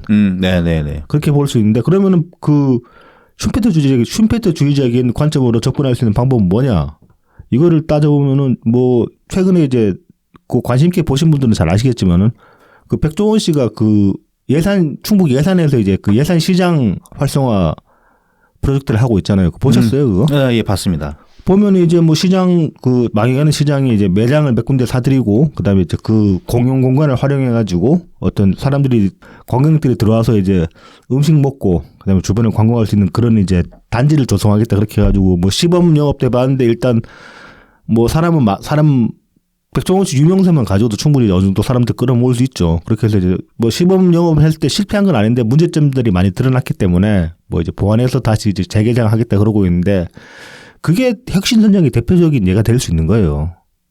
이 어떤 체질을 개선을 하고 그러니까 시류에 맞춰가지고 리모델링이니까 한마디로 뒤따라야 하는 거죠. 그렇죠. 리모델링을 하고 그다음에 체질 그 전반적인 어떤 시스템도 개선을 해야 되는 거고 그다음에 시류에 맞춰가지고 혹은 시류를 앞질러 가지고 또 이제 새로운 것들을 선도를 하거나 아니면 최소한 따라가는 수준은 돼야 되는 거지. 그렇게 해서 이제 뭐 기존에 있던 방식에서 산업의 체질을 바꾸는 산업의 체질을 전환하는 그런 식으로 이제 유도를 해 나가야 되는데 그게 이제 혁신선정이라고 할 수 있는데 지금 뭐 예산도 저기 지역상품권을 발행을 했을 거 아니야 그동안에. 그렇죠. 네. 근데 시장은 죽었단 말이지. 근데 백종원 씨가 들어와가지고 그렇게 이제 한번 하니까 지금 뭐 분위기가 많이 바뀌었단 말입니다. 일단은 사람이 오는 네. 관심 갖고 오는 이제 그런 시장이 됐는데 뭐 여러 가지 역효과도 있죠. 지금 보면은 뭐 인근 상권에서 뭐 특히 숙박업 같은 데서 사람 몰리니까 막 바가지 요금 씌우려고 하고 그런 것들이 나타나게 해가지고 지금 뭐 이렇게 그런 걸로 협의도 하고 있고 그런가 보던데 그런 건 제껴놓고 일단 그 단순하게 모양새만 봤을 때도 지역 상품권이랑 백종원이랑 누가 더 파괴력이 있냐? 백종원이죠, 당연히. 아유, 그럼요. 네. 두말하면 잔소리죠. 물론 이제 그건 이제 백종원 씨 그분의 이제 개인적인 어떤 유명세도 크게 한몫을 했지만은 어찌됐든 간에 체질을 개선해야 되는 거예요. 근본적으로는 돈을 풀어가지고 될 일이 아닌 거야. 그러니까 그러니까 그 전에 이제 보통 뭐 지자체나 아니면 중앙 정부에서 이제 예산이 지원돼 가지고 했던 뭐 전통시장 살리기 이런 거라고 하면은 그 인프라를 좀 개선해 주는 거였죠. 그렇죠. 뭐 시장 이렇게 지붕 올려주고 그렇죠. 바닥도 이제 그냥 그 막 흙바닥에서 이렇게 포장 바닥으로 개선해 주고. 네. 그다음에 뭐 주차장 같은 거 네. 가능하면은 뭐 확보해 주고 확보하고 매대도 이렇게 좀 질서정연하게 이렇게 딱 배치를 다시 하고 재배치하고 뭐 그런 식으로 했죠. 네. 그러니까 그런 어떤 환경을 개선해 주는 뭐 지극히 어떤 기재부스러운 어떤 마중물 역할을 한다. 그렇죠. 예산 네. 사용을 하면서. 네. 그다음에 그렇게 해주면은 어쨌든 사람은 더 편의성이 생겨가지고 그렇죠. 올 수도 있으니까 그다음에 뭐 좀 매출이 오르기를 기대해 본다. 네. 뭐 이제 그런 거죠. 네. 근데 그것도 이제 계속 하다가 사실 그것만으로 잘 안 되니까. 그렇죠. 네. 네. 뭐 그러니까는 한계가 있죠 지금. 뭐 지금 막 그 쇼핑을 너무 쉽게 할 수 있잖아 사실. 네, 맞습니다. 그러니까 뭐 어쨌든. 이 백종원 씨 같은 경우는 뭐냐면은 거기 플러스 약간의 그 백종원만의 약간 소프트웨어적인 컨텐츠가 그렇죠. 더 추가되는 거죠. 노하우가 많이 들어갔죠. 예. 그래서 일단은 음식으로 사람들이 몰려들게 하는 거죠. 그다음에 이제 그 사실 뭐 음식 장사라는 게 단순히 맛있는 음식만 만들 수 있다고 장사가 잘 되는 건 아니니까 그렇죠. 어떤 뭐 자리 배치라든가 네네. 이제 공간을 어떻게 만들 것이냐 뭐 이런 것들을 종합적으로 어떻게 해가지고 그 노하우가 녹아 들어가서 이제 만든 건데 사실 기본 맥락은 사실 그 전에 여러 정치권에서 진행해왔던 거랑 사실 크게 다르지는 않단 말이죠. 그렇죠. 예. 근데 이제 다만 세상이 바뀌는 속도에 기존의 어떤 그 시장 보완 정책이라는 것들이 따라가지 못한 면이 있으니까 그렇죠. 지금 전반적으로 전통시장이 죽어간다고 볼 수 있는 거고 그런 점에서 보면 이제 그 백종원 씨의 방법론 같은 게 혁신선정의 모델이 될 수 있는 거지. 근데 그리고 지금 필요한 건 사실 지역 상품권보다 그런 혁신선정적인 정책이 필요하다는 거지. 더 좋은 거는 유통을 좀 더 할 수 있게 이렇게 그러니까 도와줘야 돼. 그 이제 그 방법론은 다양할 수 있어요. 꼭 거기 시장에다 식당을 차려야 된다 그런 건 아니고 그러니까. 말씀하신 것처럼 이제 유통 방법을 개선을 하고 뭐 시장에서도 이렇게 홈쇼핑처럼 그렇게 할 수 있게 해준다든지 그런 것도 필요하겠지만 많은 분들이 찾아주시는데 그 다양한 매장이 있잖아요 시장 안에. 네네. 사실 모든 매장에 사람들이 다 들르는 게 아니거든. 그렇죠. 예. 그리고 그 사람들이 그 예산 시장에서 파는 모든 물건이 다 필요한 물건이 아니기 때문에 그냥 밥만 먹고 갈 수도 있는 거예요. 그렇죠. 그러면은 이제 좀 다른 거지. 예. 우리가 정말 이상적으로 생각하는 전통시장 활성화랑은 좀 다른 거죠. 그렇죠. 이상적으로 생각하는 전통시장 활성화는 마트 안 가고 대신에 시장 와서 물건을 사는 거예요. 그거는 말도 안 되는 소린 거예요. 이미 그렇게 할 수는 없는 거야. 뭐 저기 환경 파괴 때문에 골프 치지 말자, 골프장 없애야 된다 그런 얘기 하잖아요. 네네네. 특히 진보 진영 쪽에서 많이 그런 얘기 하잖아요. 근데 골프 치는 사람들은 그 골프의 욕망을 억누를 수가 없단 말이지. 그리고 그 욕망도 인정을 해줘야 된단 말이지. 이재명 당신도 골프 존나 좋아한다며. 그러니까 이제 그런 욕망들을 막을 수는 없는 거니까 뭐 그 시장보다 쿠팡에서 사는 게 훨씬 편한 건 사실이니까. 그리고 많은 사람들이 시장 왔다 갔다 할 만한 그런 짬도 잘 안 나는 삶을 살고 있는 사람도 있으니까. 그리고 그런 패턴이 늘어나고 있으니까. 그렇게 보면은 시장 안 간다고 그게 뭐 악한 거라고 할 수도 없는 거고. 그러면 이제 시장은 시장 나름대로 자구책을 찾아야 되는데 그게 지역 상품권식으로 돈 푸는 거는 아니라는 거지. 야, 안 돼요. 네. 그게. 그러니까 안 돼. 뭐 크게는 산업 전반을 완전히 이제 업종 변화를 시켜주든지. 그렇죠, 그렇죠. 아니면 그 안에서 산업성 자구책을 마련을 할 수 있게 이렇게 지원을 해줘야 되는 거지. 맞습니다. 그러니까 예. 그 고기를 주는 게 아니고 낚시하는 법을 가르쳐줘야. 낚시하는 법을 가르쳐주든지 낚시터를 만들어주든지. 낚싯대를 새로 사주든지 뭐 고깃배를 새로 사주든지 그래야 된다는 거죠. 고깃배 사주면 좋겠다. 네. 어쨌든 제일 학급입니다. 제일 학급입니다. 지역 상품권으로 돈 뿌리자는 게 이게 제일 학급이에요. 제일 게으른 정책이죠. 제일 게으르고 네. 부작용은 제일 부작용이 점점 더 커질 수밖에 그렇죠. 없는 네. 그런 학급 네. 정책입니다. 자, 이와 비슷한 일이 지금 작년부터 이제 지금 이어서 벌어지고 있는데 이게 바로 양곡관리법 개정안 이슈입니다. 네. 사실 앞에서도 저희가 한번 소개를 해드린 적이 있었는데요. 네네. 이게 이제 거의 통과가 이제 눈앞에 네네. 다가왔습니다. 네. 그래서 약간의 이제 그동안에 진행된 일들, 그 다음에 조금 더 디테일한 정보 조금 약간 추가해서 예, 제가 좀 준비를 해봤습니다. 일단 이 사건이 이제 벌어진 것은 작년 여름부터입니다. 사건은 아니잖아. 그런가? 예. 말이 좀 웃기네요. 근데 뭐 이재명이 했으니까 사건이 사건 같기도 해요. 또 네. 나도 모르게 네. 제 대내에서 뭔가 이상한 일이 일어났나 봅니다. 네. 자, 그래서 이 양곡관리법 개정안이 갑자기 언제부터 시작됐냐? 네.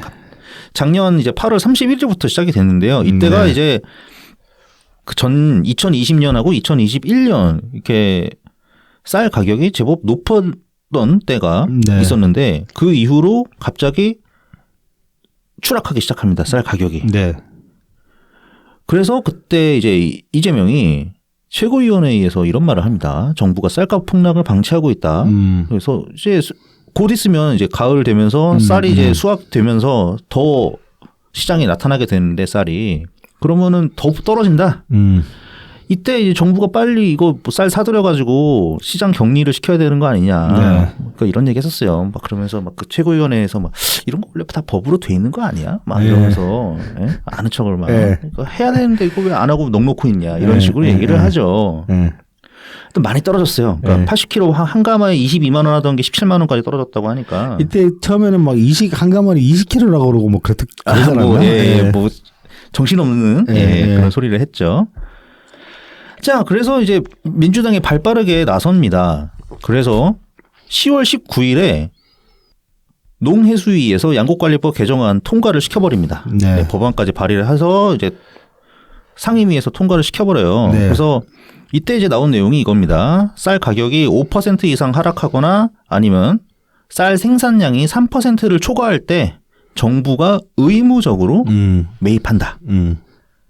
국민의힘은 당연히 크게 반발을 하게 되고요. 네. 뭐 갖은 꼼수를 써서 네. 어떻게든 법사위에다가 눌러놓습니다. 네. 본회의에 이제 못 올라가게 하는 거죠. 네, 네. 근데 뭐 그것도 한계가 있으니까. 네, 법사위에서 이제 계류가 된 거죠. 네, 그것도 이제 기간 한정이 있거든요. 네. 네. 그래서 이제 보다 못한 김진표 의장께서 중재안을 내놓습니다. 네. 그래서 이 수정안은 내용이 뭐냐면은 이제 이 의무 매입은 정부가 하긴 하되 조건을 조금 더 완화시킵니다. 네. 그래서 생산량의 경우는 이제 원래 3% 이상에서 3에서 5% 이상 초과 생산됐을 때 와 동시에 그다음에 그 쌀 경지 면적이 늘지 않았을 때 뭐 이런 조건도 추가로 더 붙습니다. 네네. 자, 그다음에 이제 가격 같은 경우에는 이제 5에서 8% 이상 가격이 하락할 때 네. 그러니까 한마디로 이제 정부가 약간의 제한권이 있는 거예요. 네네. 5% 떨어졌을 때 이거를 사드릴까 아니면은 8% 이상 떨어졌을 때 사드릴까. 그러니까 상황 그때 봐가지고 예, 이제 예. 판단한다는 거죠. 네, 그래서 약간의 이제 제한권을 주고서 이제 의무 매입을 하자. 네. 하는 거면 어떻겠냐. 이런 식으로 중재안을 내놓습니다. 네. 욕 많이 드셨더라고요. 우리도 모르게. 그렇죠. 막 그 뭐 농민 관련된 뭐 인터넷 언론에서 막 욕을 할 수밖에 없지. 예, 거기는 또. 뭐. 예. 네. 근데 이제 민주당은 그래서 뭐 이거 받아들입니다. 네. 받아들이는데 이제 국민의힘에서는 또 의무 매입이라는 조항이 들어가면 절대 안 된다. 하고서 그냥 버팁니다. 네. 자, 이게 이제 김진표 의장께서 참 나름 예, 절묘한 이제 수정안을 예, 내셨어요. 제가 쌀 생산량하고 그 가격 한 10년 동안 이제 어떻게 변했는지 네. 2014년부터 2022년까지 네. 봤는데요. 일단 이거 설명드리기 이전에 국민의힘 거부하는 이유는 뭐 저는 이해합니다. 네. 그다음에 국민의힘뿐만이 아니라 이제 정부에서도 네. 거부를 하죠. 네. 의무 매입 조항이 이게 그러니까 한마디로 강제 발동 조건이잖아요. 의무 매입이니까. 그렇죠. 예. 야, 쌀값 가격 떨어지면은 정부에서 예산 들여가지고 바로 다 사드려야 되는데 그러면 매년 그 예산을 어떻게 책정할 것인지부터 시작해가지고. 그렇죠. 예. 여기 이것 때문에 이제 못 쓰는 딴 데 못 쓰는 돈이 생기잖아요. 돈이 묶이는 거지. 일정 금액이 계속 묶이는 거지. 네. 그 다음에 이제 뭐 그놈의 형평성. 네. 사실 얘기가 안 나올 수 없죠. 왜 쌀에만 이렇게 해야 돼? 딴 거 다 가만히 있는데. 그렇죠. 예. 게다가 이걸 시작으로 다른 것도 해달라고 하면은 그때는 또 어떻게? 그러니까. 이거 난리 법석 치를 때마다 돈 때려가지고 사드려야 되나? 이런 생각 할 수 있죠. 네. 그럼 소비자 입장에서는 또 뭐야? 갑자기 확 오르면 야 이거 좀 어떻게 좀 해봐. 이게 그렇죠. 나오죠. 네. 이게 농산물이 또 가격이 오를 때도 무섭게 오르잖아요. 네. 이게 어쨌든 뭐 이해는 합니다. 근데 나름 그래도 김진표 의장 중재안이 괜찮았기 때문에 그게 네. 어떤 부분이 괜찮냐면은 그 10년 동안 이걸 보면은 일단 생산량을 보면은 8% 그러니까 일단 상한선으로 볼게요. 네. 네. 그 10년간의 쌀 생산량이 5%를 초과한 해는 2013년이랑 2021년 딱 두 해밖에 없습니다. 네. 그리고 쌀 가격이 8% 이상 하락한 해는 2016년하고 네. 2022년 두 해밖에 없어요. 10년 동안 그렇다는 거죠. 네, 10년 동안. 음. 그러니까는 정부가 이제 약간 재량권을 잘 사용하면은 매년 그럴 걱정할 필요는 없이 한 5년 주기로 이제 한 번씩은 손봐줘야 된다 뭐 그런 거죠. 네네. 이제 그래서 아니면 그래서 김진표 의장의 중재안을 대고 뭐 8%는 아니다 뭐 아니면 10%라 하자 뭐 이런 식으로 한다던가 그렇게 좀 더 그 조건을 가지고 한번 딜을 해보는 게 어땠을까 그런 생각은 듭니다. 그러니까 강제 매입 조건을 넣되 이제 그 기준을 좀 더 이제 릴렉스하게 완화를 시키자. 네네네. 그렇게 해서 이제 국힘이랑 협상을 딜을 쳤어야 된다 그런 말씀이죠. 민주당이랑 네. 국민의힘 입장에서는 이제 네. 민주당이랑 그렇게 네. 딜을 치는 게 낫지 않았을까. 네. 근데 지금은 너무 강대강 대결하거든요. 대결로 가고 있거든요. 네. 이대로 통과를 시켜버리면 아무리 그 국회의장 중재안이라고 해도 윤석열 대통령을 이용해가지고 거부권을 행사하겠다. 지금 네. 이런 얘기까지 나오고 있거든요. 네. 네. 그러니까는 안 그래도 뭐 별것 때문에 그냥 서로 경색돼 있는데 더 경색되는 거죠. 아마 이제 그 국힘 측에서는 그런 것도 있을 것 같아요. 이게 지금 이재명 법안 1호라고 지금 정치질을 하고 있잖아요. 네네네. 그런 점에서 태클 가는 것도 있지 않을까 그런 생각도 듭니다. 그럴 수도 있죠. 네. 네. 이거 어떻게든 통과시키면 이재명 광팔만 된다. 그렇게 보는 시각도 있지 않나 뭐 그런 생각도 드네. 네. 어쨌든 이 의무 매입이 작년부터 어쨌든 시동을 걸어가지고 네. 여기까지 흘러왔는데 네. 이때 되게 정부에서 재미난 황당한 행동을 합니다. 네. 뭐냐면은 쌀 품종이 하나 있는데 그 신탄진 쌀이었나? 하여튼 그 단위 면적당 생산량이 늘어나는 네. 그러니까 쌀 알곡이 많이 달리는 네. 그런 품종을 보급하는 중이었어요. 네. 그 보급을 취소합니다. 중간에 네. 멈춰버려요. 네. 그러니까 안 그래도 지금 쌀이 과잉 생산돼 가지고 문제인데 이거 쌀 생산량이 더 늘어나면은 그만큼 정부가 사줘야 하는 쌀의 양이 늘어나니까 네. 아예 생산량을 더 늘리지 마. 아주 희한한 방법을 선택을 합니다. 왜냐하면 네. 민주당이 거대 야당이니까 얘네들이 마음 먹고 그냥 억지로 그냥 밀어붙여서 통과시켜 버릴 수도 있거든요. 그렇죠. 그게 걱정이 됐나 봐. 네. 그러니까 생산량은 그만 올리도록 한다. 이렇게 된 거야. 뭐 어제 진짜 이게 나름 심각한 문제인데 또 웃기는 해결책을 그렇죠. 제시를 합니다. 하여튼 참 답답해지더라고요. 네. 어쨌든 근데 정부는 그러니까 그렇게 단순하게 하면 안 됩니다. 자, 2019년 1월 21일 문재인 정부 때 이때 그 농림축산식품부에서 내놓은 네. 입장문이 하나 있어요. 이게 네, 이제 네. 조선일보 보도 때문에 내는 입장문인데 네. 뭐 그거를 자세하게 다 전해드리지는 않고 네. 어쨌든 이때 그 입장문 안에 들어있는 네. 이 쌀 생산 관련된 내용들을 조금 짚어볼게요. 네. 자, 이때 당시 그 농림식품부에 의하면 쌀은 만성적인 공급 과잉 상황으로 인해 17년 6월 당시 산지 쌀 가격이 한 가마당 12만 7천 원으로 20년 전 수준으로 하락했었다. 네.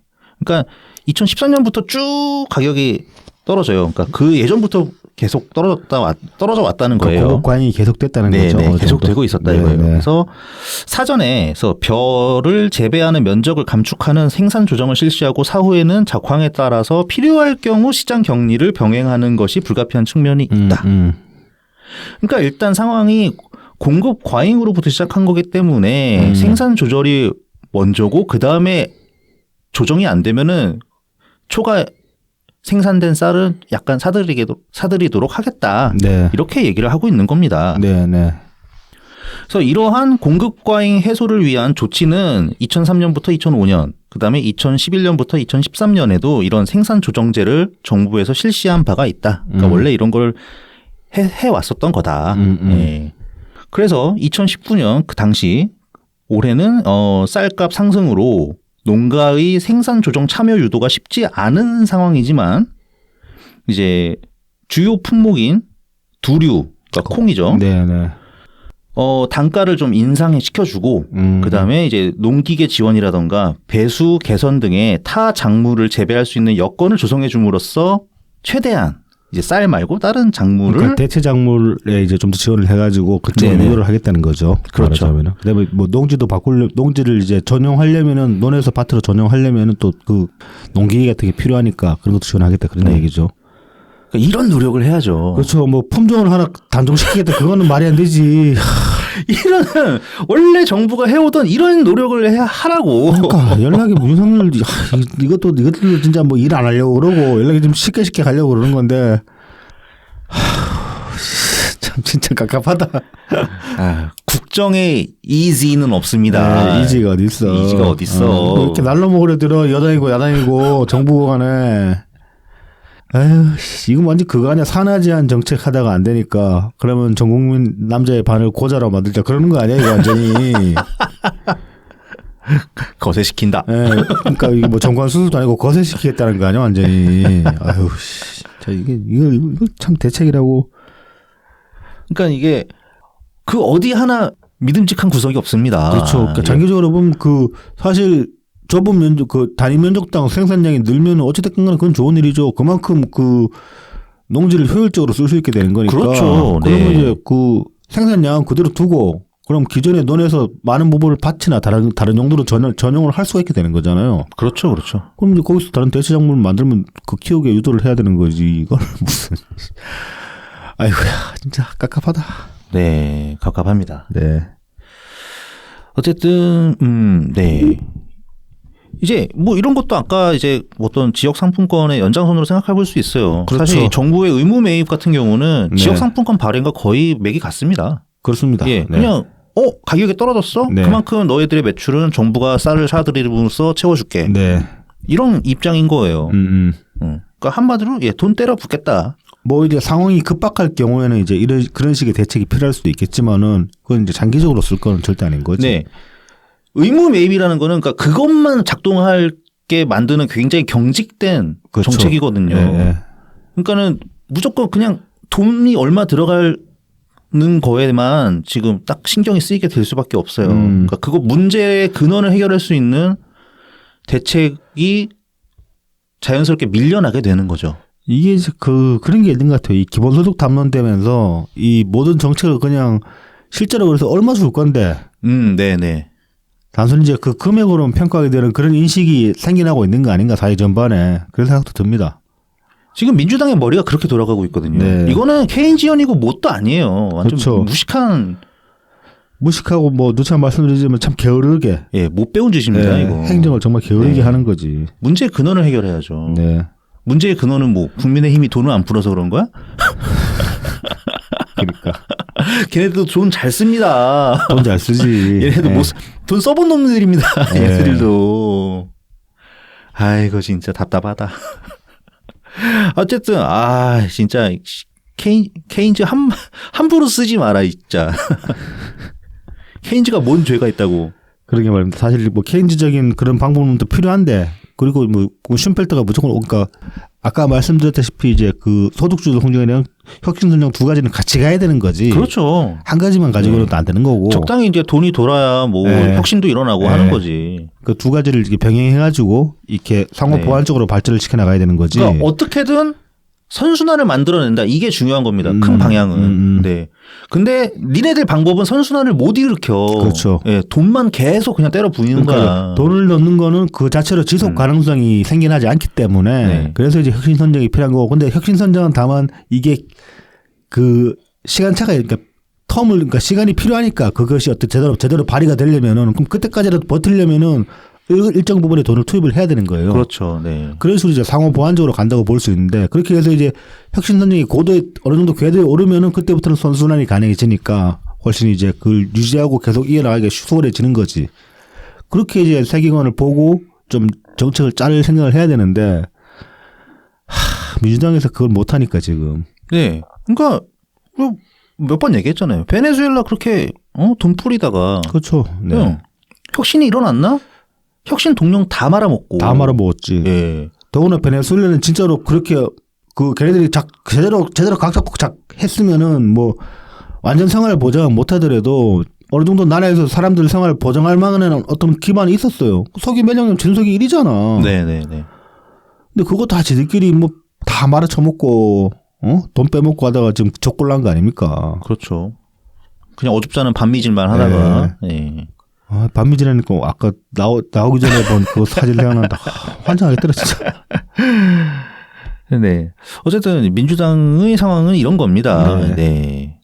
국민의힘 상황은 그렇고요. 서로 네. 그냥 막 그 적대가 너무 심하니까 이게 뭔가 한 발짝 나가지도 않습니다. 이래서 이제 3당이 필요하다는 거야. 그러니까 3당이 진짜 필요할 수도 네. 있어요. 근데 이제 진짜 규모 있는 3당을 우리가 가질 수 있는 환경이냐? 네. 그거는 이제 참 잘 모르겠습니다. 하지만 뭐 그런 선택지가 있는 것 같아요.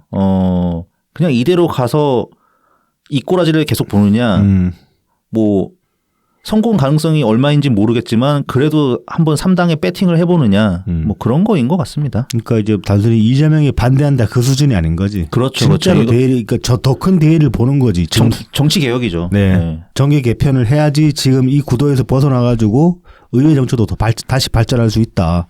그런 명분이 서는 거죠. 그리고 그게 그렇죠. 이제 국가 지속성에도 정말 중요하니까 의회가 망가지면 정치가 망가지는 건데. 그렇습니다. 자, 그래서 양곡관리법 개정안 이슈를 보면 지금의 정치 상황이 좀 잘 보인다. 네. 그렇게 정리할 수 있겠습니다. 자, 그리고 요것도 이제 한 두 주 정도 지금 되게 좀 이슈가 됐었는데, 여기 이제 조정훈 의원이 좀 생뚱맞은 법안을 하나를 발의를 했어요. 이게 이제 그 군불 땡기는 지지난주부터인가 그랬던 것 같은데, 네네. 이제 3월 20일 날 조정훈이 대표 발의한 법안이 하나 있습니다. 가사 근로자의 고용 개선 등에 관한 법률 일부 개정안 요거를 발의를 했는데 요 다음 날 바로 처리가 됐어요. 요 법안이. 아. 이게 이제 원래 이제 법안 그 발의를 하려면 공동 발의자가 10명이 필요한데 네네. 그중에 이제 이 조정훈이 발의한 요 법안의 공동 발의자 10명 중에 2명이 민주당 의원이고 8명이 국힘당 의원이었는데 2명 민주당 의원이 이탈을 했어요. 처리를 했어요. 공동 네네. 발의를. 그래가지고 이 21일 날 대표 발의한 요 법안이 처리가 됐다가 25일 날 재발의를 했습니다. 그러면서 이제 요 공동 발의자 10명이 다 국힘 의원이야. 이 이제 뭐 제안 이유 및 주요 내용을 보면은 뭐 현재 가사 근로자 고용 시장은 내국인과 중국 동포 중심인데 이게 이제 뭐 그래서 그 지금 우리나라에 들어올 수 있는 고용 허가제 국가가 16개 나라라고 합니다. 아. 뭐 대부분 이제 동남아 쪽이겠죠. 네네. 그런데 이제 뭐 실제로 뭐 그 지금 가사 노동자 수요가 많다. 맞벌이 가정이 늘어나면서. 네. 그런데 그 이제 가사 노동자를 찾기가 어려워가지고 이 이제 뭐 가사와 이제 업무의 그 양립이 점점 힘들어지고 있다. 그래서 이제 뭐 여성의 지속적인 경제 활동을 지원하기 위해서 실적 대책을 마련하자는 차원에서 이걸 이제 이 16개 국가 다른 이제 외국인 근로자들한테도 가사 노동 시장을 열어주고 그 다음에 뭐 최저시급제를 이 영역에 한해서는 철폐를 하자 뭐 그렇게 얘기를 합니다. 그러면서 이제 이게 이제 아무래도 가사 노동자 같으면 정말로 밀접하게 이제 생활에 밀접한 그런 영역이다 보니까 그러다 보면 외국인 노동자에 대한 인식도 개선될 수 있다 뭐 그런 식으로 얘기를 했어요. 그래서 뭐 단순히 취지만 놓고 보면 아주 이해 못할 부분은 아닐 수도 있는데 근데 이제 결정적인 문제는 아무래도 이 최저시급을 이 영역에서는 이제 네네. 지우자 예외를 예외를 두자 이게 상당히 골 때리죠.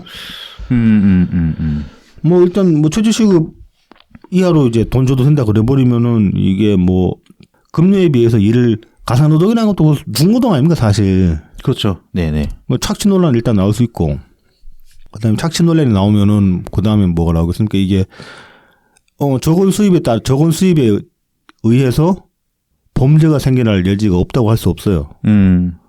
뭐 돈 요만큼 주고 뭐 일은 존나 시키네.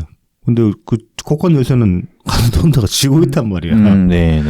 그럼 뭐 절도 같은 게 없으란 법도 없고 그다음에 뭐 좀 심하면 유괴 같은 것도 가능한 얘기고 충분히. 네네. 그런 것도 있고 그다음에 또 애초에 이제 급료가 낮은데 이제 이걸로는 상대적으로 비자밖에 수월할 수 있을까요? 여성들 같으니까 이 16개국 우리나라에 일하러 들어오고 싶어하는 16개국의 여성들 같은 경우에는 상대적으로 이걸로는 비자밖에 편할 수도 있을 거란 말이야. 그럼 일단 이제 가사 노동자 비자로 들어와가지고 업종을 전환해 버릴 수 있는 거지 국내에서 몰래. 그런 케이스가 없을 리가 없을까요? 이건 100%예요, 100%.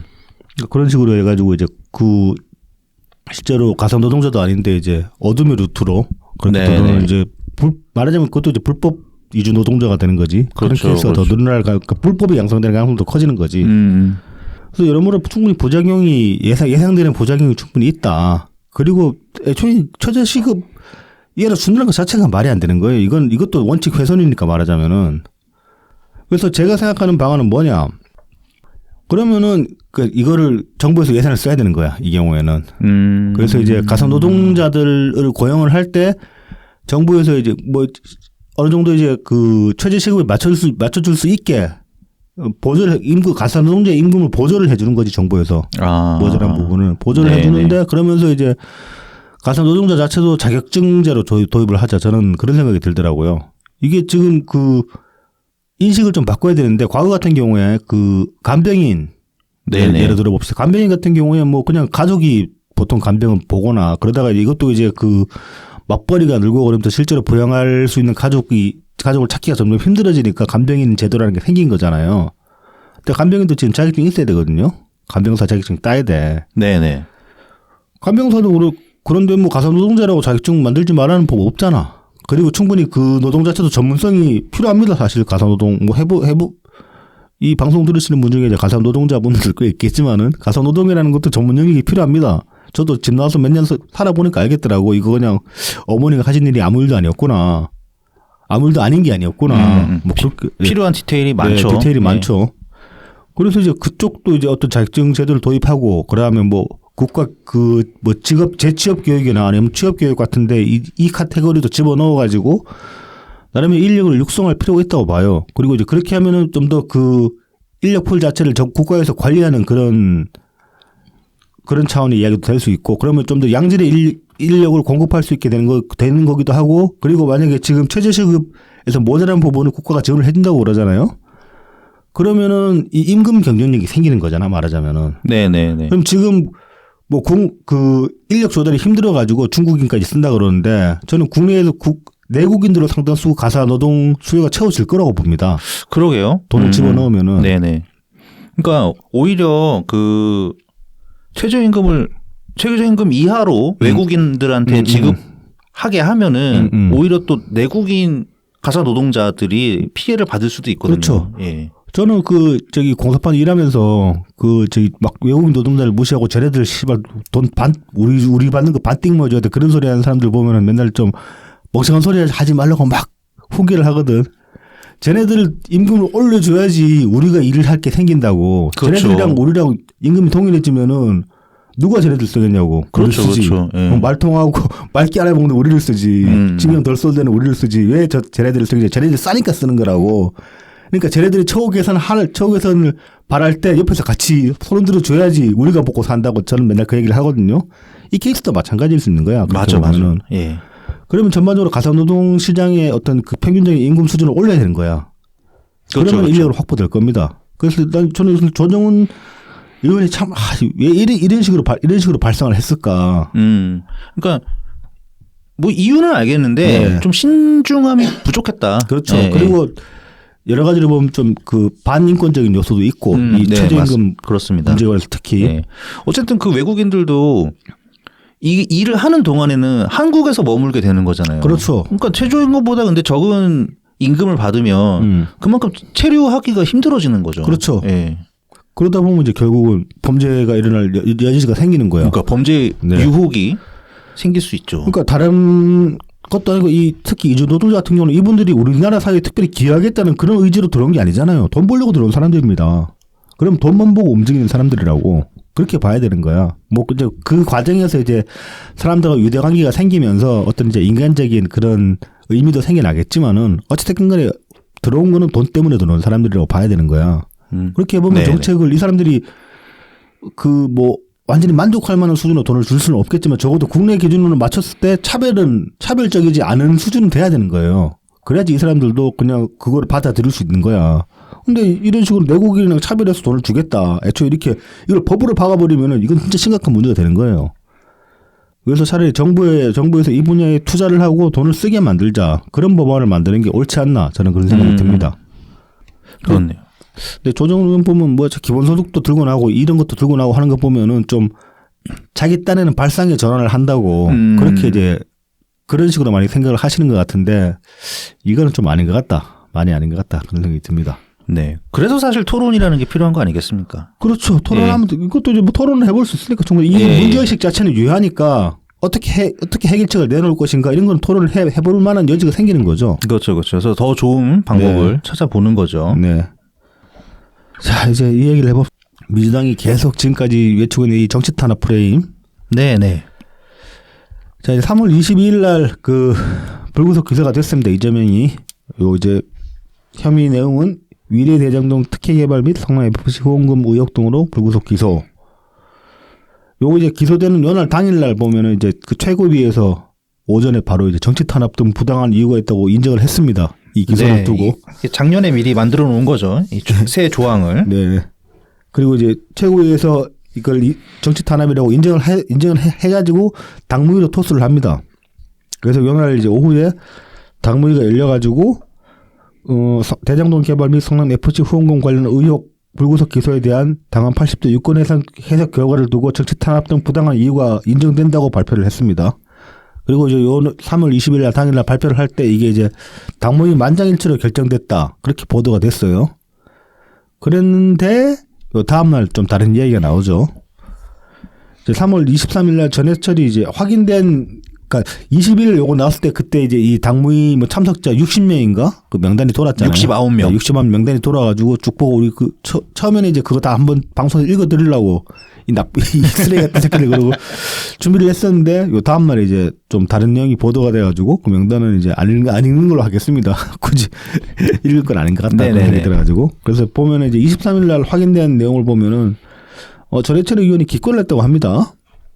이게 이제 그 당시에 전해철 의원실 측에서 나온 입장문을 보면은 오전 11시에 기소가 됐는데 3월 22일 오전 11시에 기소가 됐는데 당일 오후 5시에 당무위를 소집하는 것은 지나치게 촉박하다는 점. 공소장도 읽어보지 못했는데 정치 탄압 여부를 검토할 수가 없다는 점. 당대표직이 직무정지되지 않은 상태에서 예외를 먼저 인정하는 게 당헌의 문헌 해석상 합당한지 따져봐야 한다는 점 등을 문제 제기했다고 합니다. 뭐 이제 전해철이 어떻게 당무위원인가 요거는 그 현재 이제 국회 환노위원장이라고 해요. 전해철 의원이. 네네네. 그래서 이제 그 상임위원장은 자동으로 당무위원으로 소속이 되기 때문에 네. 그래서 당무위원 자격을 가지게 되는 것이고 그다음에 이날 이제 그 22일 당무위를 다시 돌아보면은 아까 말씀드렸다시피 이제 급박하게 소집이 됐다 그랬잖아요. 이게 이제 기습적으로 그렇게 갑자기 소집이 되는 바람에 지금 당무위원이 총 80명이라고 합니다. 근데 이 중에 이제 30명밖에 참석을 못했고, 그 다음에 참석 못한 나머지 50명 중에 39명은 서면으로 이제 대체했어요. 근데 이것도 문제가 되는 거예요. 왜 문제가 되느냐? 서면으로 제출을 내버리면 현장에서 토론을 못 하잖아요. 그냥 찬반 얘기만 내고 땡이잖아. 근데 찬반 얘기 낸 사람 중에도 만약에 현장에서 토론을 했다면은 그리고 그 토론을 지켜봤다면 토론 과정에서 생각이 바뀔 수도 있는 거잖아요. 이렇게 생각해볼 여지가 있느라고 그렇게 생각이 바뀔 수도 있는 건데. 네네. 애초에 그거 자체를 원천적으로 차단을 했다는 거야. 이걸 그냥 그래서 찬반만 결정할 수 있게 이건 회의가 아니지. 그렇죠, 그렇죠. 예. 그럼 사실 뭘 사람 정말로 당무위 소집할 필요도 없는 거야. 당무위원들한테 문자 쭉 보내가지고 찬성이냐 반대냐 예스와 노만 결정해서 단문 보내라 그러면 끝나는 일이야. 그러니까 이게 애초에 말이 안 되는 거지. 이래저래 한다는 것 자체가. 예. 그래서 이제 전해철 의원이 이제 이 세 가지 문제를 제기를 했고 근데 뭐 당무위에서 이걸 받아들이지 않으니까 그러면 나는 기권하겠다. 그러고 나갔다고 합니다. 자, 이제 이렇게 이제 그 전해철 의원실에서 입장문이 나오니까 이제 애초에 김의겸이 이거 만장일치로 뭐 표결됐다는 식으로 발표를 했는데 이게 틀린 말이 되는 거죠. 대변인이 네. 틀린 얘기를 거짓말을 한 게 되는 거죠. 네. 그래서 여기에 대해서 이제 변명이라고 얘기를 했는데 이게 3월 24일 날 페이스북에 올라온 글입니다. 이 참 문장부터 이제 사람들 빡치게 만들었죠. 그 정도 잔기술은 업계에서 통용되고 있다 생각한다. 피할 건 피하고 알릴 건 알리는 게 PR이라고 하지 않냐. 거짓말은 하지 말아야겠지만 곤란한 질문은 피해가려고 대변인을 맡긴 것이다. 개소리죠? 대변인 업계라는 게 있나? 그러니까 뭐 그 대변인 업계를 말한 건지 아니면은 뭐 국회라는 업계를 말한 건지 잘 모르겠지만 어쨌든 당신이 한 거는 그 구라라고 하는 겁니다. 아니 뭐 근데 뭐 사실 뭐 그럴 수 있어요. 곤란한 질문은 대충 이렇게 유들유들하게 넘겨버리고 강조해야 될 부분만 딱 말하는 거 그게 대변인의 역할일 수는 있습니다. 그러니까 그런 거 아니고 그냥 모든 사실을 팩트를 쭉 늘어놓기만 하면 될 뿐이라면 그냥 보도자료만 배포하면 되겠지. 혹은 아니면 실무자가 직접 나와가지고 문답을 하면 되겠지. 근데 이제 뭐 대변인이라는 직책을 따로 두고 이렇게 메시지를 만든다는 것 자체가 어떻게 보면 강조하고 싶은 부분을 더 강조해서 던지기 위해서 그다음에 불리한 부분을 이렇게 유도리 있게 잘 방어해내기 위해서 그래서 대변인이라는 자리가 있는 거일 수 있을 거예요. 그러니까 뭐 이렇게 말하는 게 꼭 틀린 건 아닐 수는 있는데 이거는 근데 그 정도 잔기술이라고 스스로도 이게 되게 좀 말하면 부정적으로 그렇게 얘기를 했잖아요. 잔기술이라는 것 자체가 좋은 말은 아니잖아. 어른한테 쓸 수 있는 말은 아니잖아. 어르신 잔재주 부리시네. 그렇게 얘기는 못 하잖아. 이게 이제 보통 남한테 잔기술을 얘기할 때는 그 폄하하려고 하는. 그러니까 폄하의 언어죠. 그 다음에 이제 자기 자신한테 잔기술이라고 할 때는 겸손이지. 겸양이지. 예. 근데 이 경우에는 겸양으로는 안 보이지. 야, 이 정도는 니들도 다 하잖아. 그러니까 업계라고 얘기했기 때문에 이건 이제 폄하라고 봐야 되는 거지. 그런 거를 왜 쓰냐고. 그러니까 이거 뭐 어법에도 그러니까 용법에도 맞지가 않아. 그러니까 보면은 지금 그 김의겸이 대변인의 본연의 이유가 그 존재 이유가 그런 것이다라고 얘기를 했잖아요. 그러면 이건 잔기술이 아닌 거지. 그렇죠. 예. 뭐 저기 품새 그러니까 정기술인 거지 말하자면. 아, 그럼요. 이거는. 그렇게 얘기를 해야지. 이걸 왜 또 잔기술이라고 얘기를 하냐고. 그래서 이제 뭐 구체적으로 쭉 보면은 20일 오전에 이 대표를 기소하자 오후에 당무회의를 열었고 정치 탄압이냐 아니냐를 판단하고 결정하기 위한 자리였다. 이 안건을 의결하기에 앞서서 전해철 의원이 당무회의를 이렇게 서둘러 열 필요가 있느냐고 문제를 제기했다. 본안 내용은 아니고 소집 절차에 대한 이의를 제기한 것이다. 받아들여지지 않자 그럼 기권하겠다며 그 자리에서 일어나 퇴장했다. 이어서 사회를 맡은 박홍근 원내대표가 정치 탄압으로 본다는데 이의가 있느냐고 물었고 참석자들 모두 이의 없다고 답하자 방망이를 두드렸다. 회의 직후 기자들 앞에 서면서 잠시 고민했다. 전해철 의원 발언을 알릴까 말까. 하지만 굳이 알려서 좋을 거 없다는 내용이라고 판단했다. 그래서 내가 선택한 대답이 의견 안건이 올라와서 반대 의견 없이 통과됐다는 것. 전해철 의원의 의견은 소집 절차에 관한 것이지 본안은 정치 탄압 여부는 아니었다. 뭐 그리고 기권하고 퇴장했으니까 반대 없이 통과됐다는 말이 영 틀린 것도 아니다. 덧붙이자면 만장일치란 말은 내가 쓴 표현이 아니다. 뭐 그렇게 얘기를 하고 있습니다. 그러면서 쓸데없이 또 조선일보를 물고 늘어져. 이 보도를 한 게 조선일보랑 뭐 TV조선이었는데 이 조선일보랑 TV조선이 그 최순실 국정농단 때 그 사태를 그 진상을 먼저 알고 있었으면서 묵히고 있다가 나중에 보도했다고. 참 이건 조선일보는 또 왜 또 이렇게 그 치졸하게 물고 늘어지나 싶기도 하고. 야, 걔네는 거짓말을 안 했네. 네. 입을 다물었지. 그렇지. 뭐 나중에 보도했잖아요, 그리고. 나중에. 네. 나중에 아무 일도 없었다는 듯이 그냥 네. 같이 네. 동참해서. 근데 이제 김의겸 얘기는 그거지. 뭐 김의겸도 그냥 공개를 안 했을 뿐이지 없다고 말한 거 아니다. 뭐 그렇게 지금 변명을 하고 있는 거죠. 그러니까 그럼 본인이 조선일보네. 그렇지. 조선일보랑 똑같은 짓 해놓고 뭐 조선일보 욕할 건 또 뭐야. 그러니까. 네. 똑같다는 인증을 그냥 본인이 해놓으시고서는. 네. 이게 참 그 나경원 옛날에 그 주어 없음급이랑 비슷한 말장난이라고 볼 수 있죠.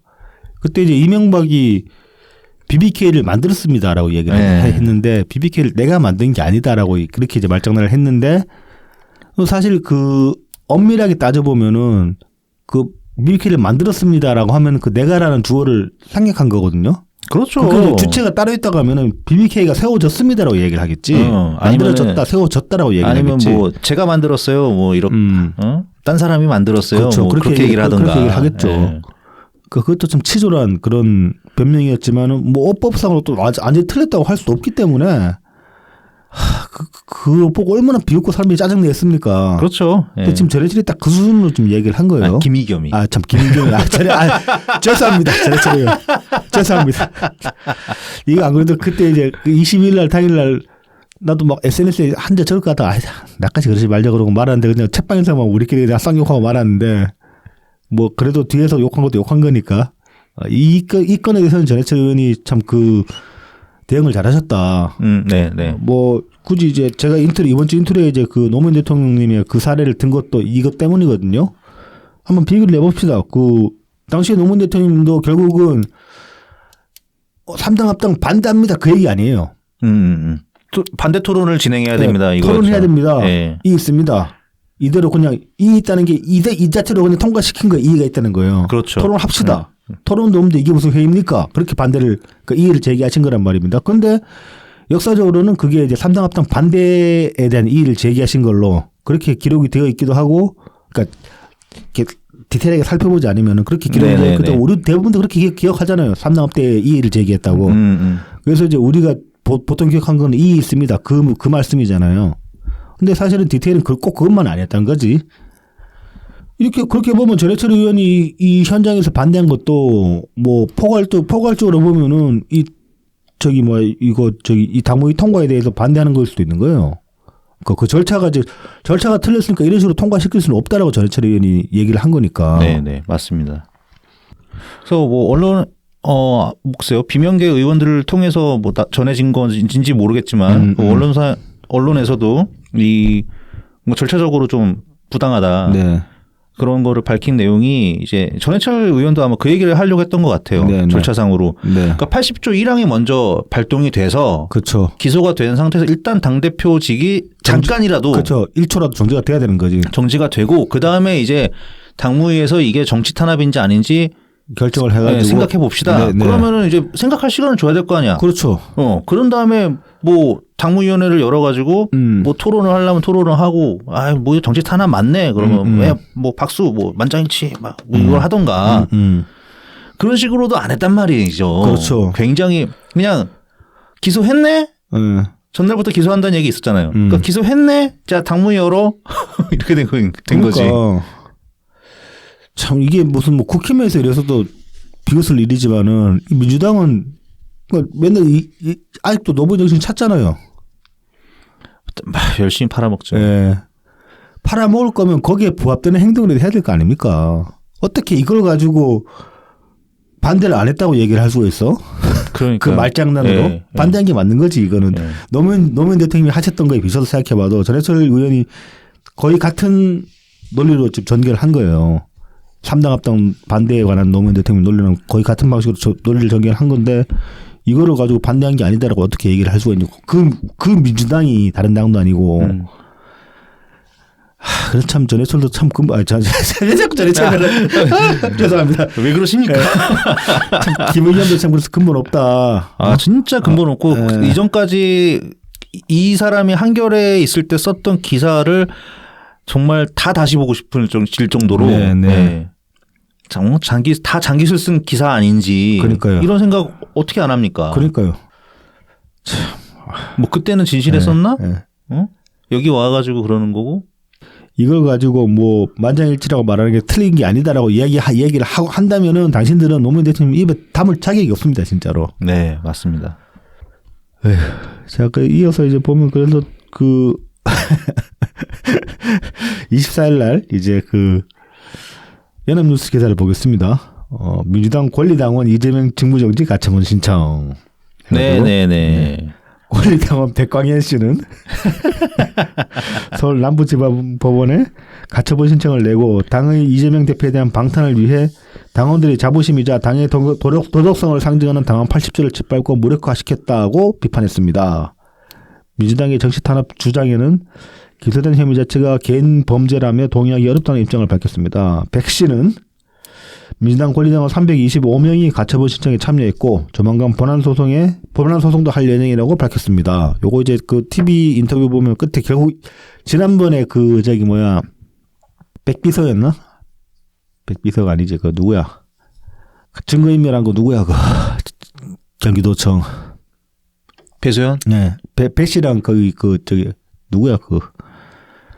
배 씨 말고도 윗선 있잖아. 이재명 비서. 김현지 씨? 예. 현지랑 둘이 이제 전화 통화해가지고 증거인멸한 거 그거 고발하면서 이 얘기를 하려고 했는데 못했다고 되게 아쉬워했었거든.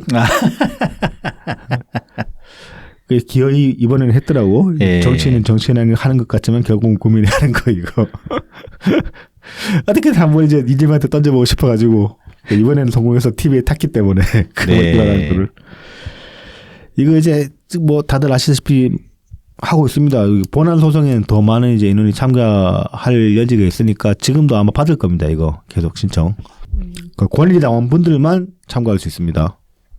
저도 뭐 당 앱으로 들어가 보면 권당으로 뜨긴 하는데 당비를 끊은 지 몇 달이 돼가지고 혹시나 나중에 트집 잡으면 꼬투리 잡힐 여지가 생기잖아. 그래서 저는 요거는 신청을 안 했습니다만은. 예, 제가 호구맨님 목까지 하도록 하겠습니다. 그러십시오. 자, 이제 이런 정국에 대해서 국힘당이 이제 반격을 했어요, 나름대로. 이거 좀 위력이 있습니다, 제가 보기에는. 진정성이 있습니다. 재미있습니다, 아주. 네. 3월 23일에 이제 국회 소통관에서 기자회견을 가졌는데, 이재명처럼 지저분하게 살지 않겠다. 하면서 이제 불체포 특권을 포기하겠다고 선언을 했어요. 본인들이 범죄를 저질렀을 경우에. 네. 나름 세게 나온 거죠. 그러면서 이게 이제 애초에 개헌을 하지 않는 한은 이 조항을 없앨 수가 없기 때문에 일단 자기들이 스스로 포기하겠다고 선언을 하는 것이다. 그렇게 얘기하면서 국힘당 115명 중에 52명이나 이 선언에 동참을 했습니다. 근데 한 절반밖에 안 했네. 절반이 어디야. 민주당에 이 숫자 나올 수 있을까 지금. 글쎄요. 네.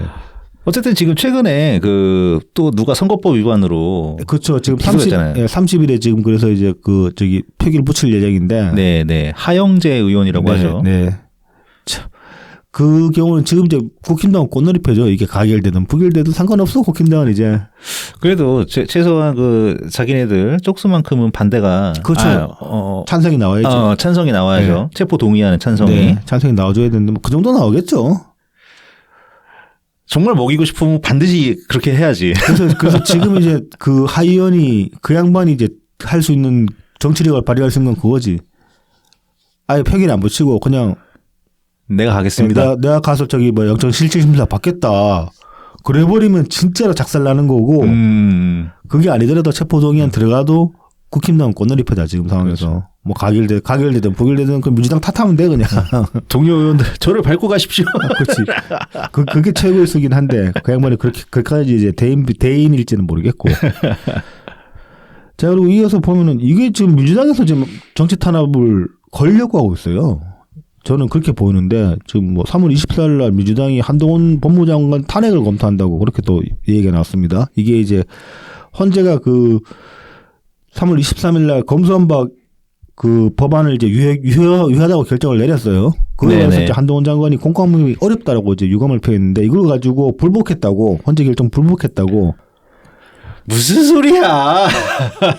미치겠네. 그러니까 그 트집을 들어서 지금 탄핵을 뭐 추진하겠다 그런 식으로 얘기를 했어요. 그래서 분명히 받아들인다고 했고 받아들인데 납득하기 어렵다. 그러니까 나는 동의하기는 어렵다. 뭐 그렇게 얘기를 한 거 아닙니까? 그러니까 이거 사실 이런 식으로 말꼬리 잡아서 탄핵 건 케이스 있잖아. 노무현 대통령 탄핵 이렇게 건 거예요. 그렇죠. 예. 자, 그래서 지금 한동훈 장관 입장문 보면은 뭐 자기 그 이제 뭐 이재명 방탄하면서 방탄하겠다고 이제 막 그 이 검수완박 사실 추진한 거 아니냐. 근데 추진 과정에서 뭐 위장 탈당도 하고 막 법안 쪼개 같은 거 해가지고 꼼수 다 뿌려가면서 그렇게 통과시킨 거 아니냐. 그렇죠. 네. 그러니까 이런 식으로 뭐 잘못된 절차로 잘못된 내용이 법이 만들어졌다면은 법무장관은 이걸 이에 따른 국민 피해를 막기 위해 최선을 다한 게 책무다. 자기는 그렇게 생각한다. 뭐 이렇게 얘기를 했습니다.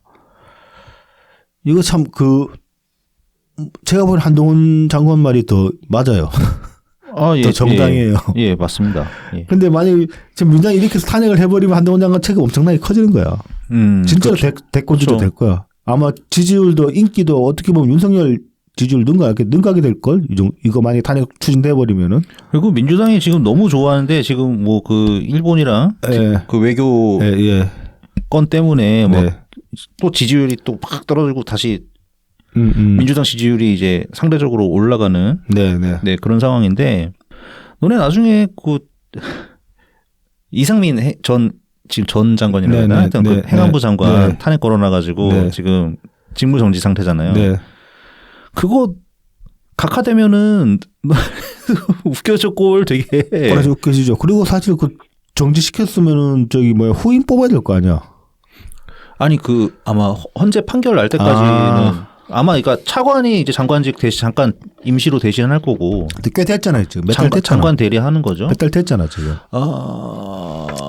뭐 이제 막 이제 시작되는 것 같아요. 이제 변호사 뭐 양측 다 이제 선임하고. 네. 뭐 이제 그다음에 이제 헌재에서 이제 재판 진행이 될 텐데. 그래도 어쨌든 뭐 너네 글쎄 그렇게 막 안심하나? 그러니까요. 그럴 때가 아닌데. 이거랑 뭐 내용이 좀 다르거든요, 이게. 저는 그래서 민주당이 또 한 방 먹을 수도 있다 이렇게 생각을 하는데 뭐 근데 그걸로 한 방 먹은 건 또 그러다 칩시다. 근데 한동훈 거는 또 다르단 말이에요. 성격이 그렇죠. 다르단 말이죠. 진짜 이거 말꼬리 잡기 한 거예요. 네. 당연히 그러니까 존중한다 그러지 법무부 장관으로서. 그러니까 존중한다 그러는데 아이 공감은 안 될 수도 있지. 그거는 당신들도 매우 자주 하는 거지 않습니까? 그리고 이게 양심의 자유지 사실. 뭐 그 따르긴 따르겠는데 딱히 공감은 안 됩니다. 그렇게 얘기할 수 있는 거잖아. 이게 무슨 불복이야. 아니 뭐 그대들은 뭐 대법원 판결 나오면 다 받아들이나? 그러니까. 옛날에 뭐 양승태가 했던 거나 뭐 그런 것도 다 뭐 그 사법 근조 사법부 뭐 이런 거 했던 사람들이 그러니까 내로남불 적당히 해야지.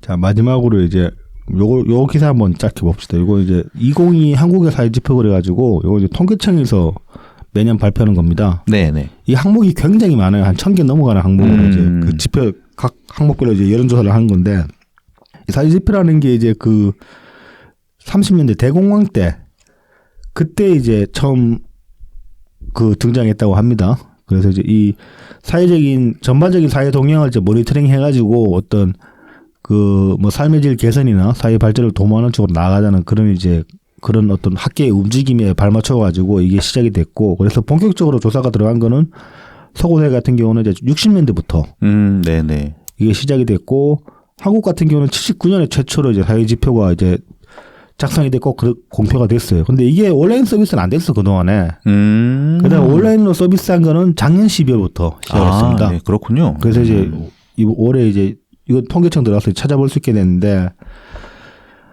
이게 그 1000가지 넘는 조사 항목이 있고 그다음에 각 조사 항목이 다 매년마다 실시되는 건 아니더라고 찾아보니까. 그래서 이제 지금 말씀드릴 그 정부기관 신뢰도 같은 경우는 2년 텀으로 조사를 하는 것 같아요. 네네. 그래서 이제 작년 그 2022년 기준으로 우리나라 정부기관 중 국민 신뢰도가 가장 낮은 기관은 역시나 국회입니다. 24.1%. 그다음에 뭐 국회의 검찰이 45.1%, 법원도 47.7%, 경찰 49.6%. 그러니까 사법기관들도 전반적으로 신뢰도가 그렇게 높지는 않다. 절반 이하다. 근데 그래도 국회보다는 훨씬 높은 거지. 거의 더블이죠. 네. 그리고 이제 50% 넘어가는 신뢰를 보인 정부기관들은 지방자치단체가 제일 높아요. 58.8%. 그다음에 군대가 53.8%, 중앙정부가 50%. 군대가 53.8까지 올라갔다는 건 상당히 고무적이긴 합니다. 네네네. 완벽하게 이제 그 군부 독재 마인드에서는 거의 이제 우리도 자유로워졌다고 볼 수 있는 거예요. 사회 전반적인 인식은. 근데 정치권에서 아직까지 그거를 이용을 해먹으려고 드는 게 문제지. 네네. 근데 이 국회의 그 신뢰도 추이를 보면은 이게 이제 그 2016년에 12.6% 박근혜 때였죠. 박근혜 많이 했죠. 그 다음에 2018년에 15.1% 문재인 정부 초기죠. 그러다가 2020년에 34.4%까지 올라갑니다. 이때는 이제 막 총선했던 때네요. 그러니까 국회에 대한 신뢰도가 저는 이 정치 혐오도하고 상당히 이제 정치 혐오도의 척도라고 보거든요. 그렇게 보면 문재인 정부 때 상당히 이제 정치 혐오를 극복하는 국면으로 갔다가 지금 이제 이재명이 우리 세계관에서 보자면은 이재명이 민주당이 되면서 다시 신뢰도가 확 떨어졌다고 볼 수 있는 거죠. 10% 이상으로. 네네. 그러니까 이게 뭘 말하는 거겠습니까 결국. 이게 편가르기 정치 때문에 이렇게 되는 거거든요. 그렇죠.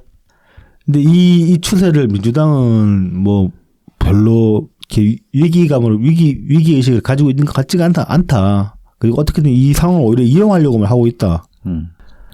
옛날 이제 새누리당 꼴 나가는 거죠. 네. 이제 그 길로 가고 있는 겁니다. 그래도 아까 트위터에 어느 분이 황교안이 태극기 집회에서 이렇게 그 단상에 올라서 팔 벌리고 있는 사진이랑 이재명이 요즘 그 집회에서 팔 벌리고 있는 사진 붙여가지고 올리셨던데 되게 적절하게 어느 분이었더라. 아무튼 짤을 잘 만들었다 싶더라고. 그 망조가 드는 거죠. 그렇죠. 망조 드는 겁니다. 네. 그리고 지자체의 신뢰도가 가장 높다는 거는 결국 이제 효용감이 높다는 겁니다. 지방 정치에 대해서 즉각적으로 확인이 되는 것들이 있으니까. 네네. 그래서 이게 참 민주주의의 어떤 근간이다라고 이제 내다보신 그 김정은 대통령의 해안이 다시 한번 이제 생각나게 되는 그런 부분이기도 하고 이재명 같은 인간들이 지자체를 망치는 게 얼마나 크고 깊은 데미지를 국가에 남길 수 있는지 거기에 대해서 다시 한번 생각해 보게 됩니다. 자, 이번 주는 이번 주 정도로 하죠. 네네. 네. 이게 혹시 2022년 그 전 데이터도 있습니까? 그러니까 제가 지금 말씀드린 국회 같은 경우는 이제 2년 텀으로 16년, 18년, 20년 이렇게 있는 거죠. 네네네. 네, 흥미 있으신 분들은 한번 찾아가셔서 항목이 굉장히 많고 좀 재미있는 항목들도 많습니다 보면은. 그래서 통계청 들어가시면은 통계청 들어가서 사회지표 탭으로 들어가시면 쭉 보실 수 있으니까 한번 찾아보시는 것도 괜찮을 것 같습니다. 네, 재미있는 소식 감사합니다. 네, 저희는 오늘 준비한 소식 여기까지고요. 네. 다음 주에 다시 찾아뵙겠습니다. 네. 감사합니다. 감사합니다.